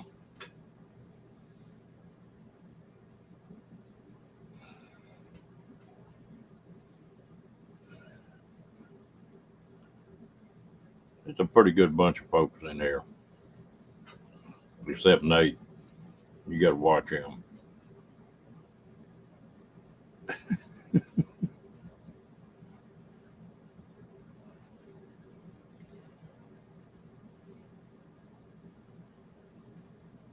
You see on 458. Dang.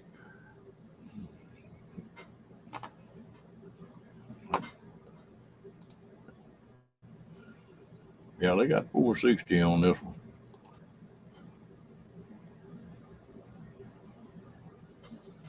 Oh, but she will, Nate. She will.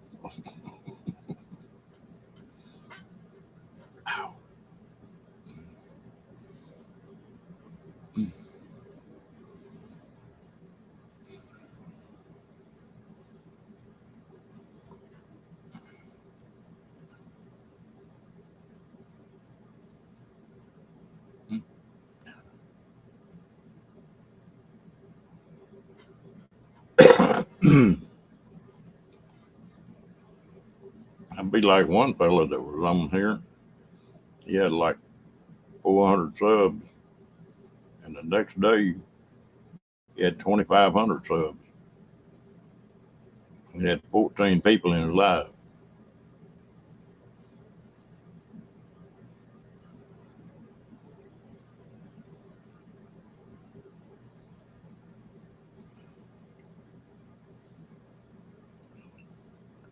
And not having any more subs than that's my fault. If I start posting some videos, well, that would help a lot.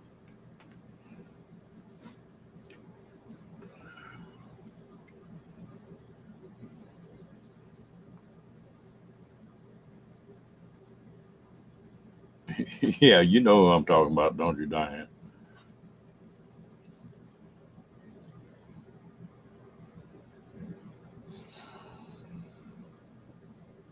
Hello, Mr. Badge. What you know good, my friend?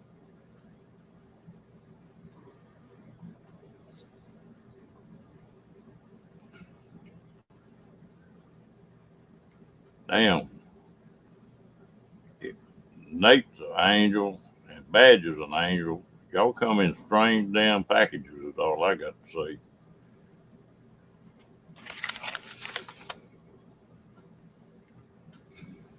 What's the matter, Badge?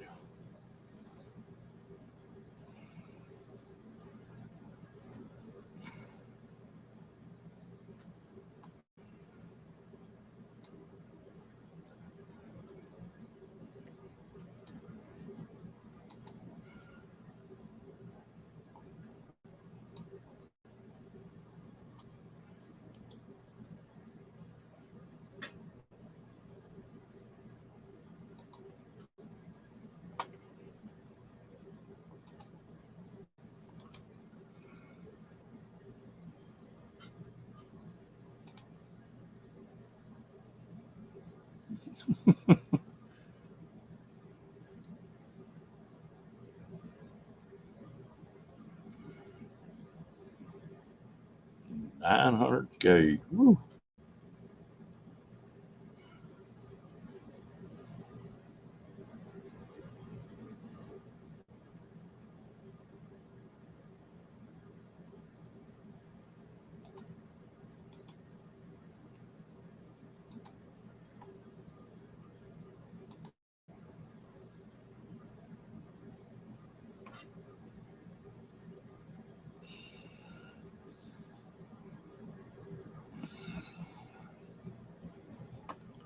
Come on up here and tell us about it, Bag.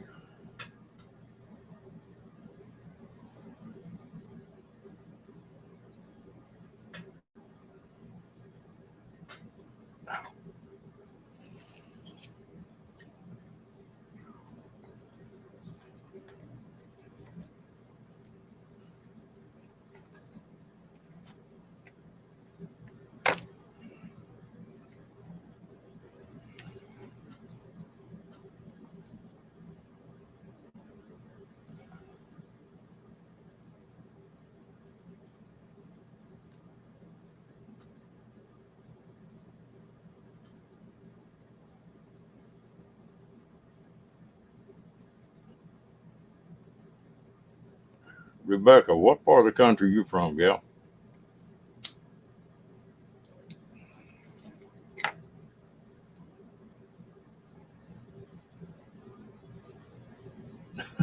Diane like to beat me to it.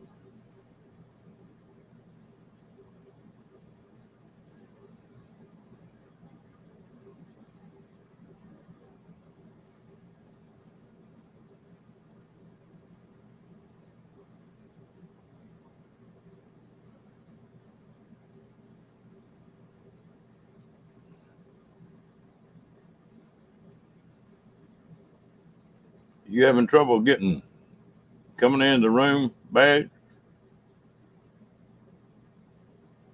There we go. There we go. How the hell's it going? Oh, It's kind man. of funny when Nate calls me a friggin' angel. Like, holy crap, you're digging pretty low in the barrel, I tell you. Anyway, Well, I screwed up today. you screwed up today? Yeah, Uh-oh. I It's bought a going to damn cost you Ford. money. I bought a Ford van today. What the fuck's the matter with the Ford van? I used to drive one for years. I had an 83. We're gonna see Don't how tell me it's simple. got a 6-liter diesel in it. No, you know better than that. What the hell's wrong with you? Jesus Christ. You know, I was going to watch Lolo Lawrence off road, but I can't because he's saying, oh, this is how you can make these cheap heaters work. Like a piece of junk, how are you going to make it work? Come on, work with me here. So I haven't watched it yet. So I'm in a Yeah. mood today. I just fought with somebody on the phone for over an hour to find out that we've signed up for Prime videos, right? Well, that's Apple TV. So they took a whack off my credit card, and I'm thinking, what the going on? Then I find out it's Apple TV, and I said, I don't have Apple TV. You got Prime? Yeah. Well, that's Prime. Okay. Whatever. Screw me around. Screw the old guy. That's what they're doing. Oh well. No, I found a slick little passenger van, 12-passenger van. Yeah. I'm Pictures. gonna, Come on. Give us pictures, man. huh? I Give got to us go get it pictures. tomorrow. I You didn't just even bought take it a today. picture of it. Now you're going to leave us hanging here until tomorrow. You have plenty of pictures on it before it gets over with because it's going to be the simplest bill. Bob Wells thinks he can advertise some simple bills. This is going to be the simplest one you ever saw. How much, what year is it? It's a 207. An 07. Yep. With a V10 in it? No. It's A got a V8 5.4. in it. 5.4? Yeah. I think so. Well, worst case scenario, I have the tool for taking out the spark plugs anyway. Yeah. I know you didn't want to hear that, but I got it anyway. Y'all excuse me for just a minute.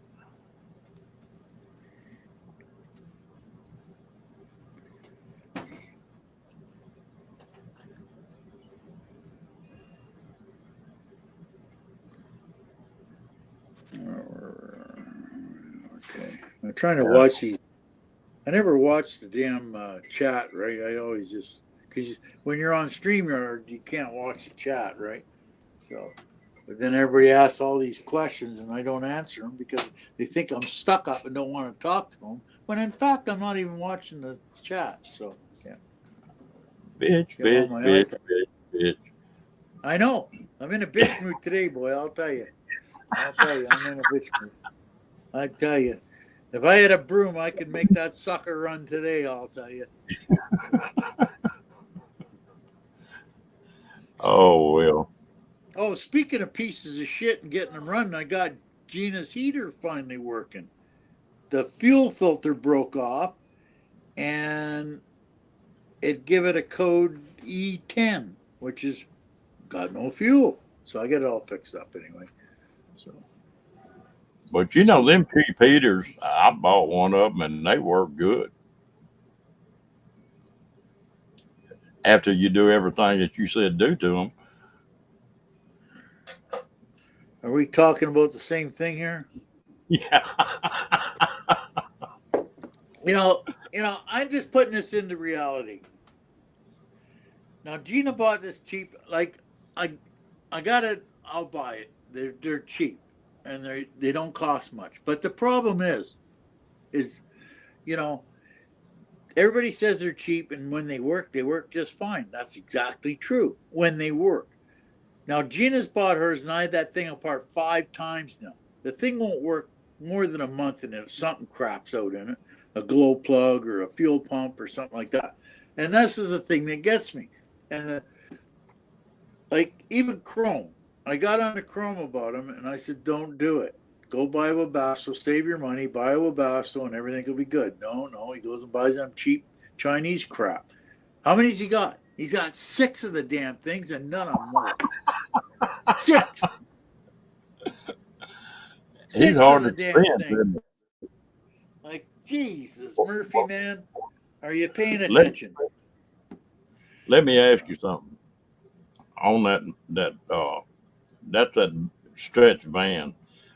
What kind of wave heater or what kind of heater would you put in it on propane? Well, it just depends what you want. You can put a wave in there or one of them little buddy heaters. You don't need a whole bunch to heat it.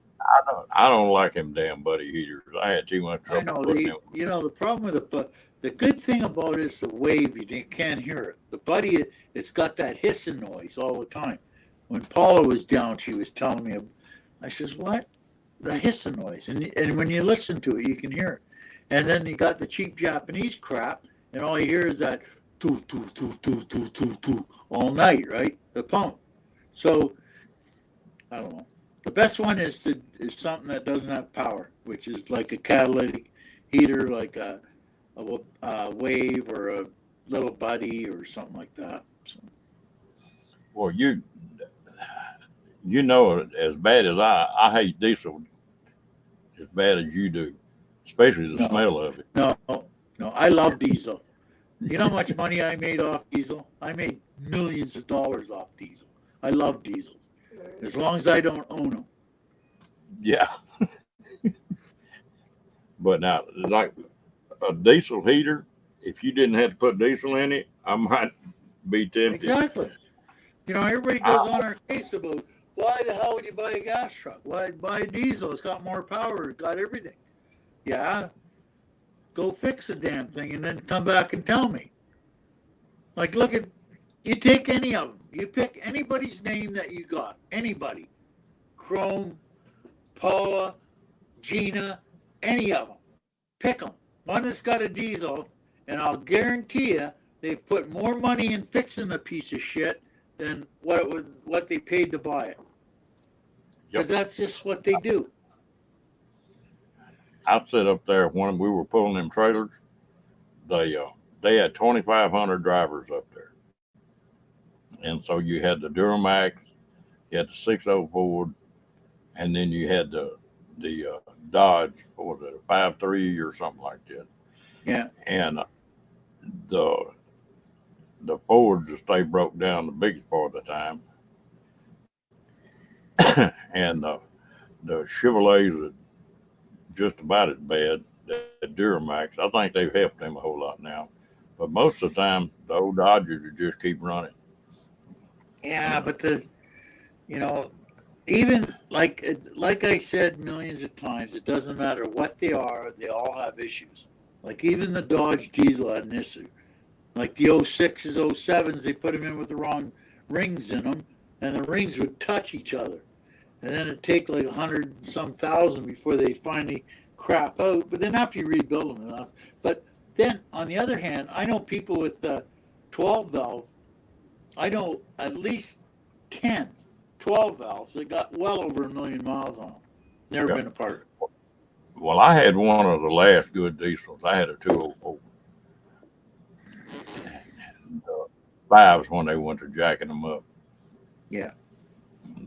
That 4 I had, I put 325,000 miles on that diesel, and I spent $8,000 on it altogether. I had one at when Western Camp when I was working for the camps, and when I got it at 255,000 on it kilometers, and I said this thing runs way too good, Menno, for a old truck. What's the story? So they kept digging and digging. Finally, I found out somebody had put a brand new motor in it. So I ran that thing I took it up to 555,000 in 3 years or 2 years. And it ran like a top. The only weak link was the transmission. Took the transmission out of it once, but they're the weak link. But like you say, I don't care what it is. It's all got issues. Look at the Dodge. Dodge is a prime example. Everybody goes on about buy a diesel. But I went and bought a gas. And I always bitched about the tick. It's got a tick. No, it's all right. It's nothing to worry about. Well, it is something to worry about. It just cost me $2,000 in parts alone just to fix it. The cam and the lifters and all that crap.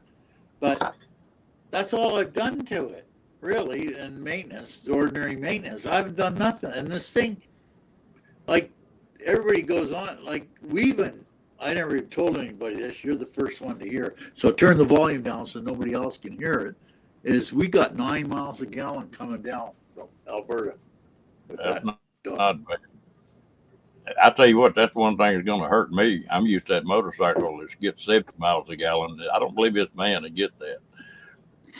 No, I don't know. Is it got a 5.4 or a 4.7? God dang it. I don't remember. When you go check stuff out, you're supposed to come back with all the goods so I can, rake you through the coals and get all the info. You know that.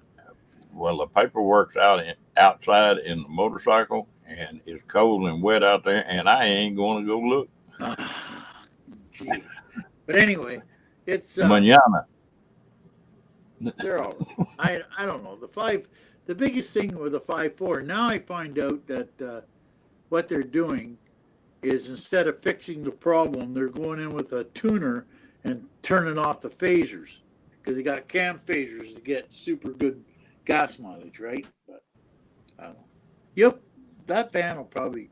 I don't know. I had a Ford van for years and loved the thing. I had a 302 in it, carbureted. Thing used to get 18 or 19 miles a gallon, and it was just fine.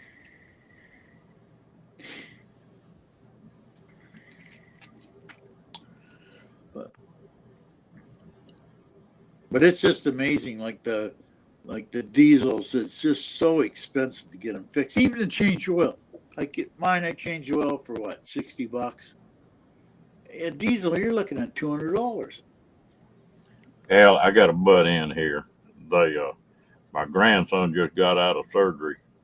Everything went pretty well, and said that his abdomen was just full of pus, and said they took part of his colon and his appendix out, and had to put a colostomy bag in for a while, so for a couple months, and then they could take it out. So he That's dodged pretty it. good news. That's pretty That good damn news. sure, that sure is. Really good. Uh-oh. Nate's asking a question. Have you gotten to see Dee yet? Yes, matter of fact, we seen Dee twice. She come over to Blythe and visit us, and then we went to Thanksgiving supper with her last night. She's looking really good. Like you know, I don't want to be an asshole, but I will. She cut out YouTube, and now she's looking really good. Just saying.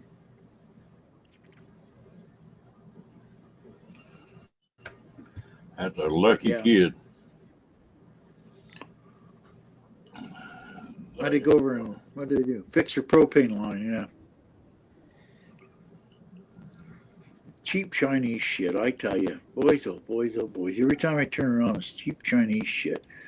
Because she got a 100-pound bottle, right, to run her trailer on. She got a fifth wheel trailer. And she got a 100-pound bottle. Well, you know, the 100-pound bottle is the old connection where you used to screw it in and tighten it up with an adjustable, right? The nut. Well, the new bottles are all them screw-on things, so they had to get an adapter to go from the screw-on to the old bottle. Well, it didn't work. It didn't work. I got this surgery coming up. I had 5 40-gallon bottles sitting here empty. I went and filled all 5 of them damn things up. Holy shit. Set them at the front of the trailer. 5 540s. Oh, 540s. They're too heavy. That's what I did this year. My back is really playing around. I think it's saying, screw you, buddy. You're going to quit. But I had 30s on the trailer, and I took them down and changed them to 20s, right? And which is a lot easier on your back.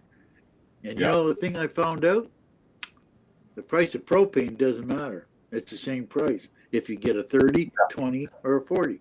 So I got a whole bunch of 20s now, and I just use 20s. Way easier, too.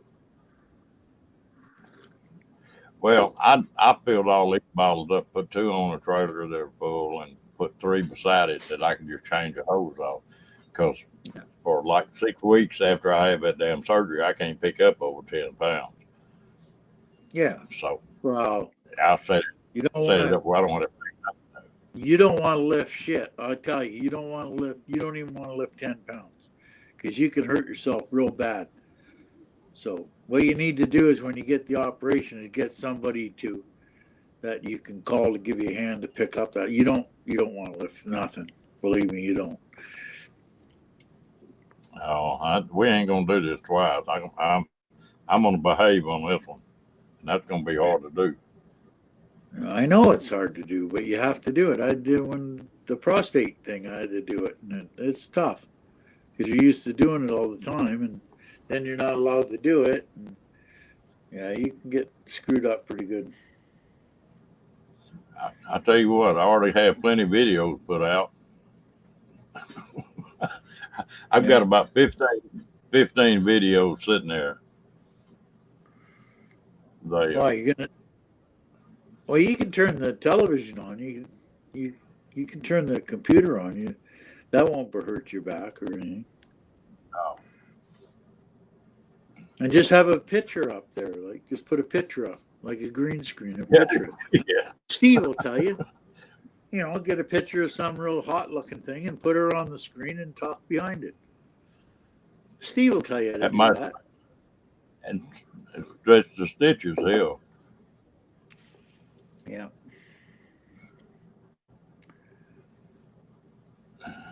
Yeah. But that was my day to day. That 100, you said you used to have a 100-pound bottle, or you had a 100-pound mounted under the trailer? No,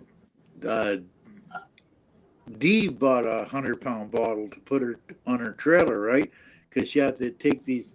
She had 30-pounders, and they're almost impossible for her to lift. So they won't come and fill a 30-pounder. But if you have a 100-pounder, they'll come to your house and fill it for you. So that was kind of cool. So yeah, that's fun. This buddy of mine was wanting to get one of the big 500-gallon tanks put in. Yeah. And he's running off 200 now in his house. And Yeah. it was going to take a year and a half to get a new tank. Oh, yeah. They're like, if you want a big tank, you'd go buy an old one and get it recertified, because the big tanks they're hard to come by, like really hard. The 100-pounders aren't too bad, but anything bigger than 100, it's really hard to find.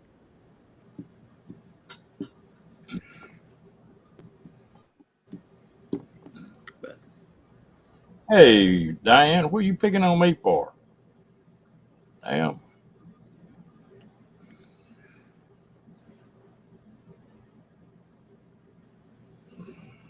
Yes, that's That is right. good news on that kid, though. New. Yeah, that's good. He had started picking air up around his heart, too. And so they were really sweating this bill. Right. I'll turn the hearing aid on. I can hear you now. But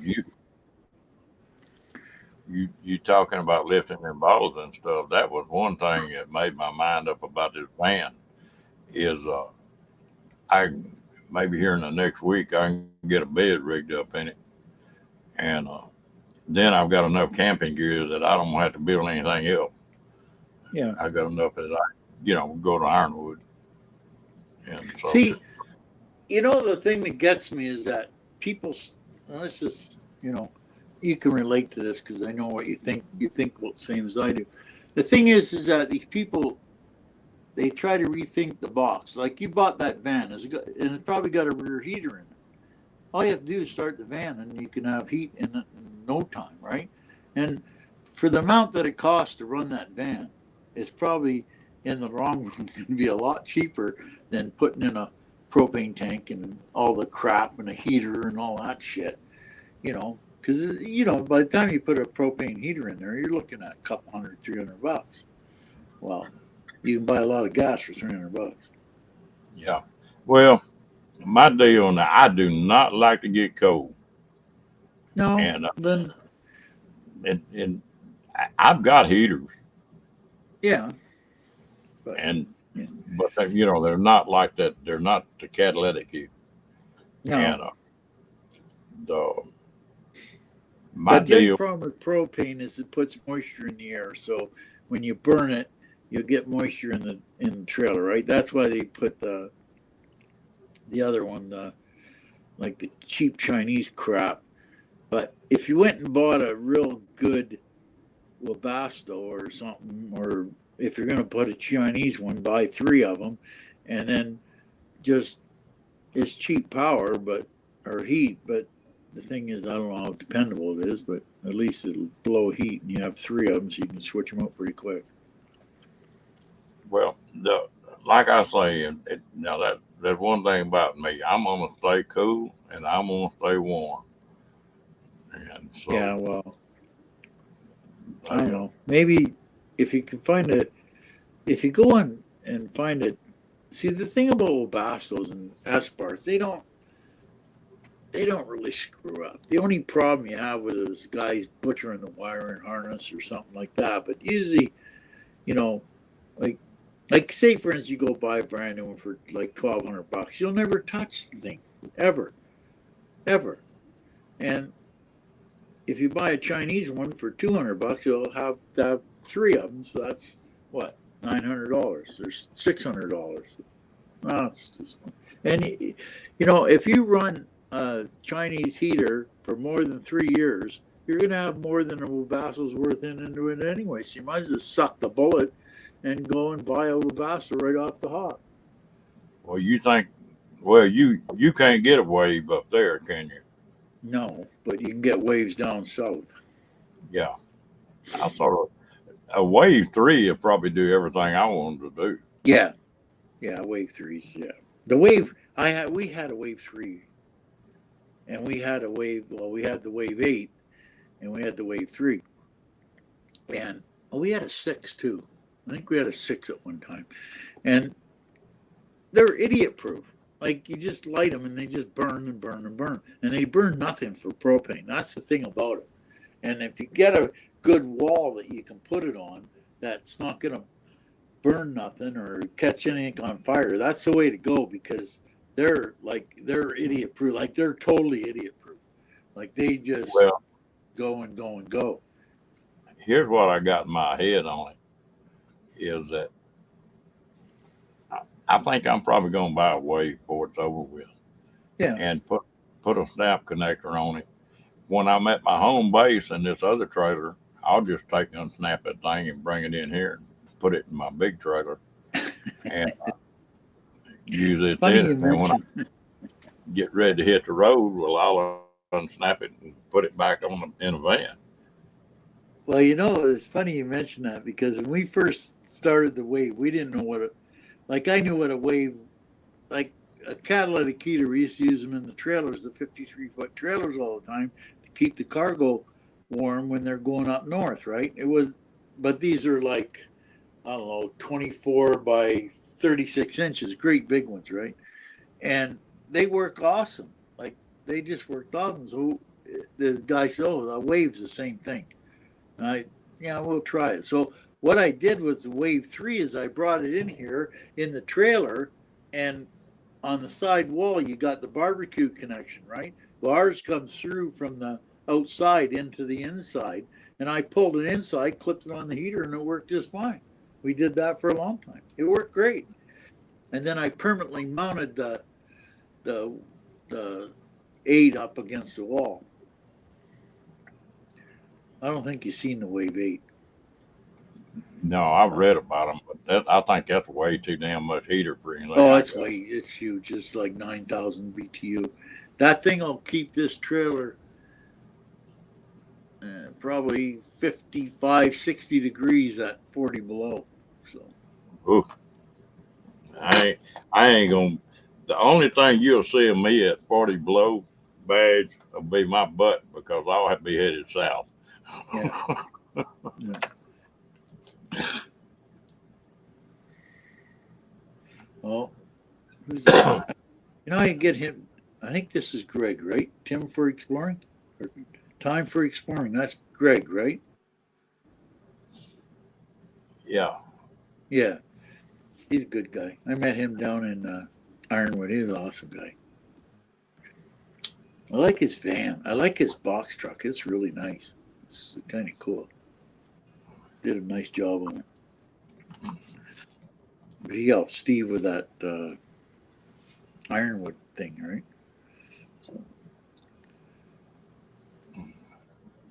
Yeah. No, it's Tim. It is Tim. That's what I said. Time for.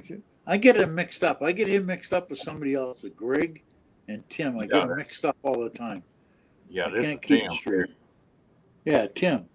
That's right. Okay. Time is Tim. You're thinking of. Yeah, okay. That's it. I'll get it straight sometime. You never know. I tell you what, you got those two Tims, and then you got Mobang. Yeah, but Mobang's not a Tim. He's a Mobang. Nobody calls Mobang Tim. Hey, Mobang, what are you doing? There you go. He always calls him. They all call him Mobang. He's one I'm looking forward to meeting too. Oh, he's hilarious. He's a cool guy. Like, man, oh man, he's funnier than hell. He's just a little guy. Well, most of them people from over there in Europe, they're just little small guys, right? But he's hilarious. He's just funnier than hell.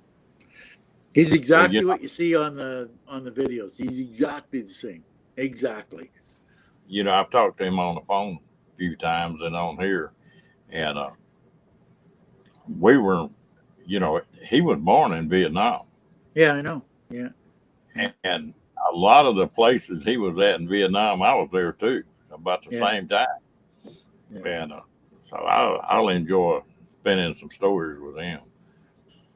But I'll tell you though, you get them guys like Tim and that, and I never thought much of it, because we're Canadian in North America, and we don't really. You think Chinese food is that stuff that comes out of the boxes in the freezer aisle? That's your Chinese food, and you get guys like Tim that make this stuff. I tell you, it's unbelievable the difference. Like, okay, that's what it's supposed to taste like. Like, yeah, it's pretty good. That's why everybody's after his egg rolls because they are good. It's just a Yeah, lot of work, but they are good. There's no doubt about it. I think they're about to burn Tim out on them egg rolls. Oh yeah, they're just like that's why I feel sorry for him because it is a lot of work for him, and every time he shows up, where's the egg rolls? Where's the egg rolls? But they are good. They are really good. They're like I ate a lot of Chinese food, and they don't not yeah, they don't even compare to nothing that I've ever tasted. They're really good. I'm gonna try to bring a bunch of my uh, jerky, make a bunch of that up, and then I may.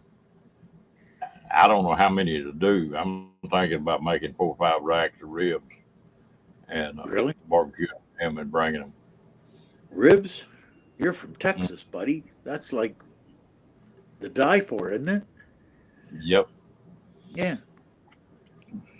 I was trying to get what's his name? Oh, what's his name? The guy from Shreveport, Rhonda and Billy. Get Billy out there and do some crawdads. That's right. I need some crawdads. I want to try these crawdad things. They're supposed to be really good. I don't know.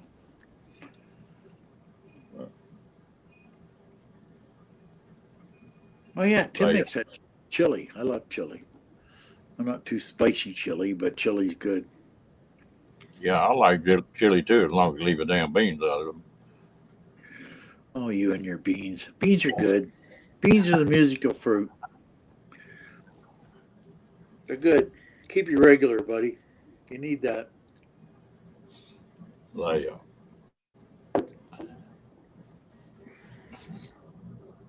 my, I cooked them ribs on a gas grill halfway, and then I finished them off on a grill with mesquite, a Well, that's gotta suck. regular barbecue grill. But it's just about Yeah, to bite the dust. yeah, yeah. See, Tim is gonna have beans in his. He can't have his beans. But he could pick the beans out though. Yeah, I Uh, like to give people a hard time about putting the beans in the chili. It don't really well, make me much difference. maybe I'll break down and make a pot of chili. I make some pretty good chili, and I'll take the beans out because Elle doesn't like beans either. So Carl, you like a rib? crawdads, I love crawdads. There's you know. How No, many people? Does anybody ever figure about how many people they is supposed to be in Ironwood? well, I think it's going to be a lot more than what they think because last year it was a really good group. There's probably I don't know 30. I think it might hit close to 50 this year. And that'd be a hell of a lot of ribs, wouldn't it? Well, you just make up what you can and say that's it, guys. Eat them. When they're done, they're done. We're here to feed you, not to fatten you. That's it. Oh, sorry. Did I say that out loud?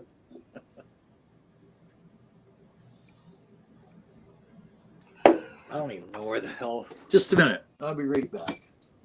All right. Just a minute. I'm just got to get something here for you. Look what I got. Look what I snagged. I know you, you probably don't know or give a shit, but look at what I snagged. Steve will probably start drooling when he sees this. But look at this. Uh oh. What is that? Marshmallow? Maple marshmallows. These are so damn good. These are, and I got a couple bags.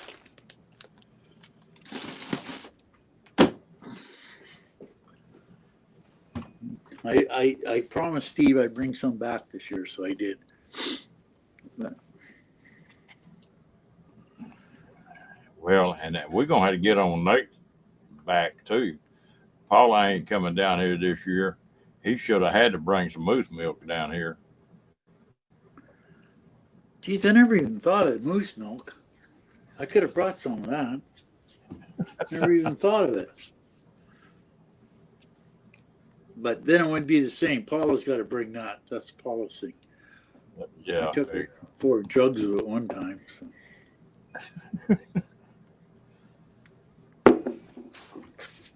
But yeah, so I think it'll be a pretty good deal. Oh yeah, I'm looking forward to it. That Ironwood's a gorgeous place, boy. I'll tell you, that's a cool place. That made my mind up about that van. Is I have a bed in the back of it. It takes me 4 days to get out there. Well, if I get tired or I get to be in bed, I can just crawl back and go to sleep. And that's all I used to do with mine. I had the same thing. I had well, of course, I had the wall. I had a wall in the back, about 3 feet back, and all my tools in the back, of course. But then I had a bed that folded down, and just go along. You want to sleep? Put the bed down, fall asleep. Wasn't a big deal. You're gonna like the way I do that bed, I think.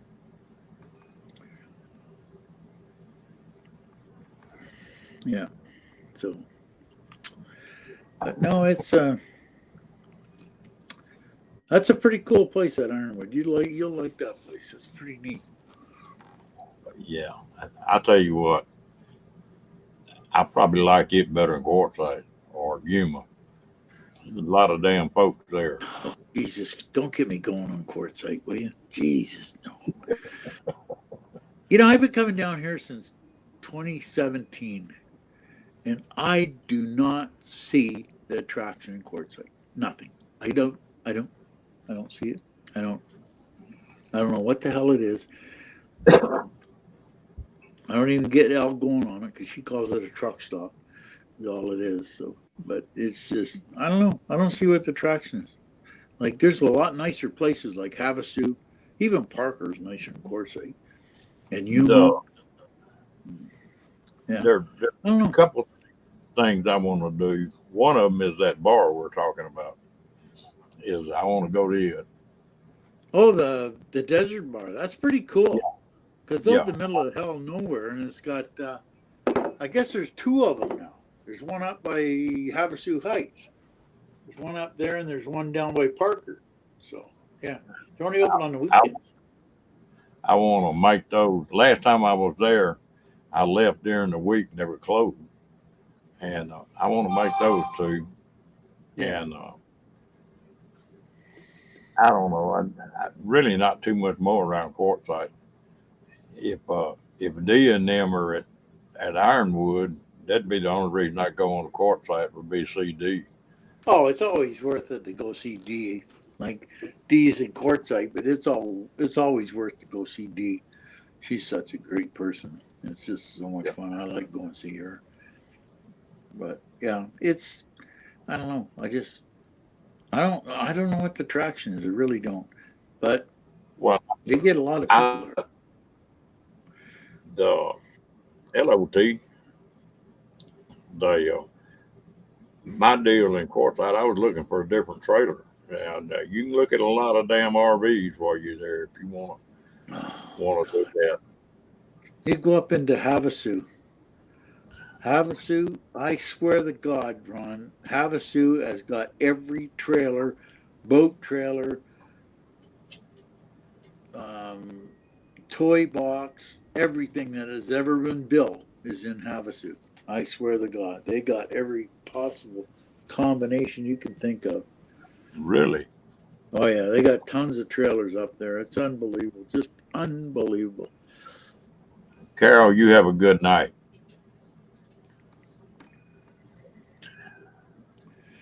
But yeah, just a general BS in this room, T.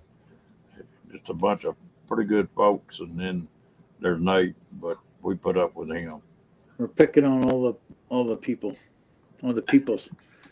We're picking on all the bad peoples. But no, so it's just I don't know. But I guess on one hand, the quartzite's sort of central. It's like halfway between Phoenix and LA, right? Well, everybody ought to go to Quartzsite once. Yeah.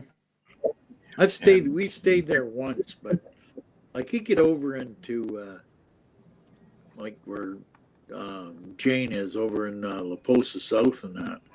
Like they're just in there like wall to wall, like tons of people. yeah, so,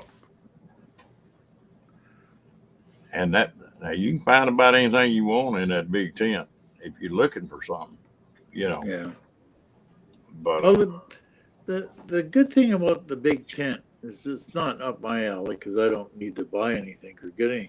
But it's good for the hobos because the hobos can go in there and get a job, right? yeah, Like they got all the people that like. If you're a hobo and you need a job, you go to the big tent. I'll guarantee you'll probably get a job by the time you leave because they got the recruiters for all the campgrounds all over Hallenbach. And everybody I know that's gone there has found a job. So, that's a good thing about that, I guess. Rebecca and T, we appreciate you coming in and come on back anytime.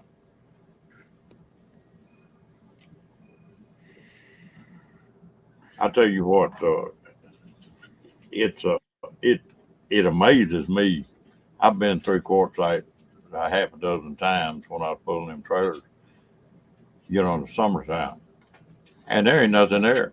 There's not, I, nothing there, like, and there is nothing.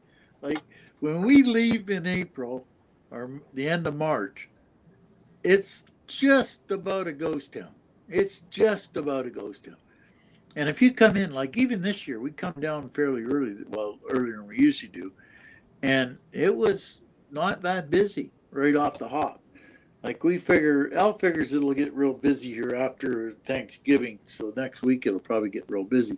But yeah, it's just crazy. But when it gets busy, look out, Jack, because it's busy. yeah, Like it gets real busy.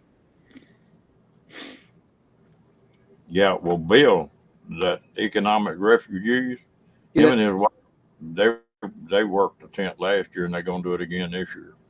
yeah, yeah. A lot of But people do that. yeah, but it's just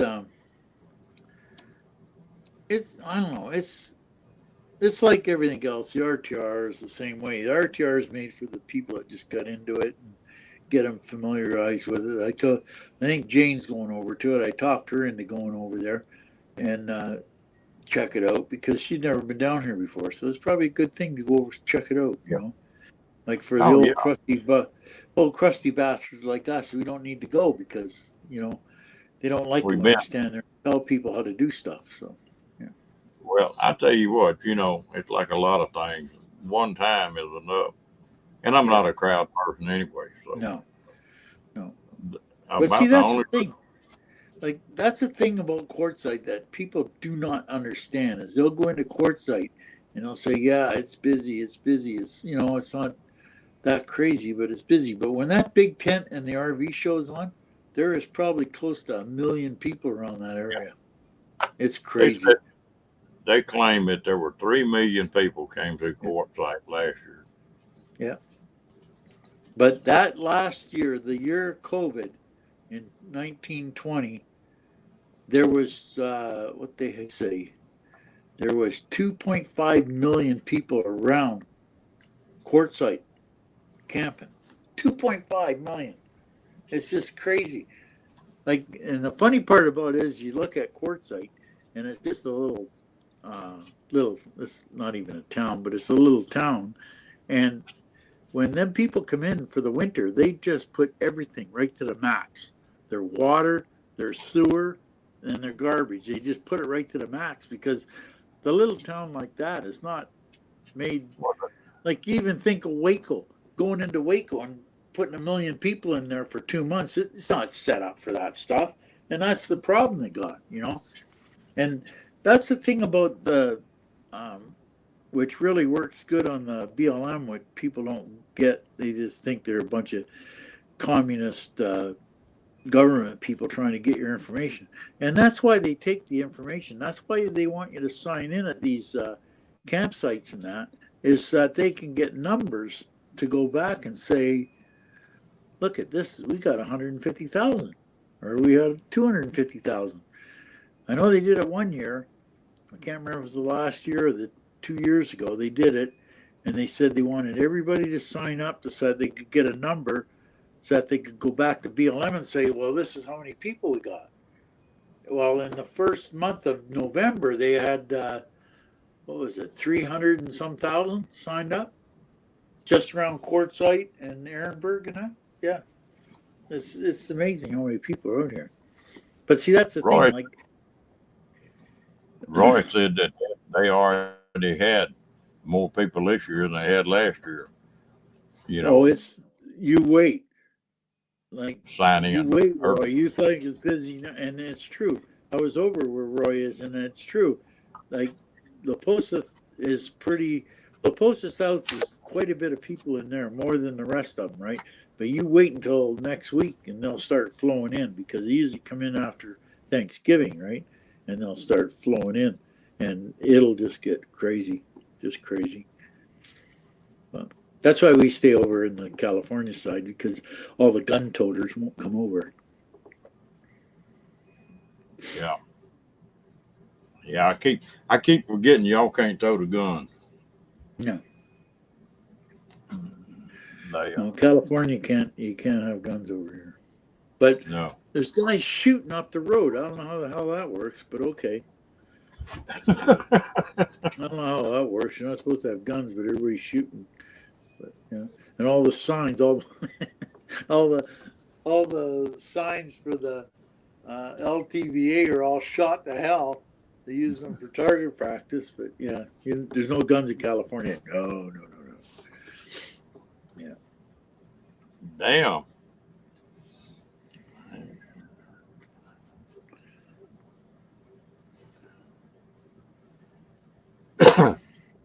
Well, I tell you what,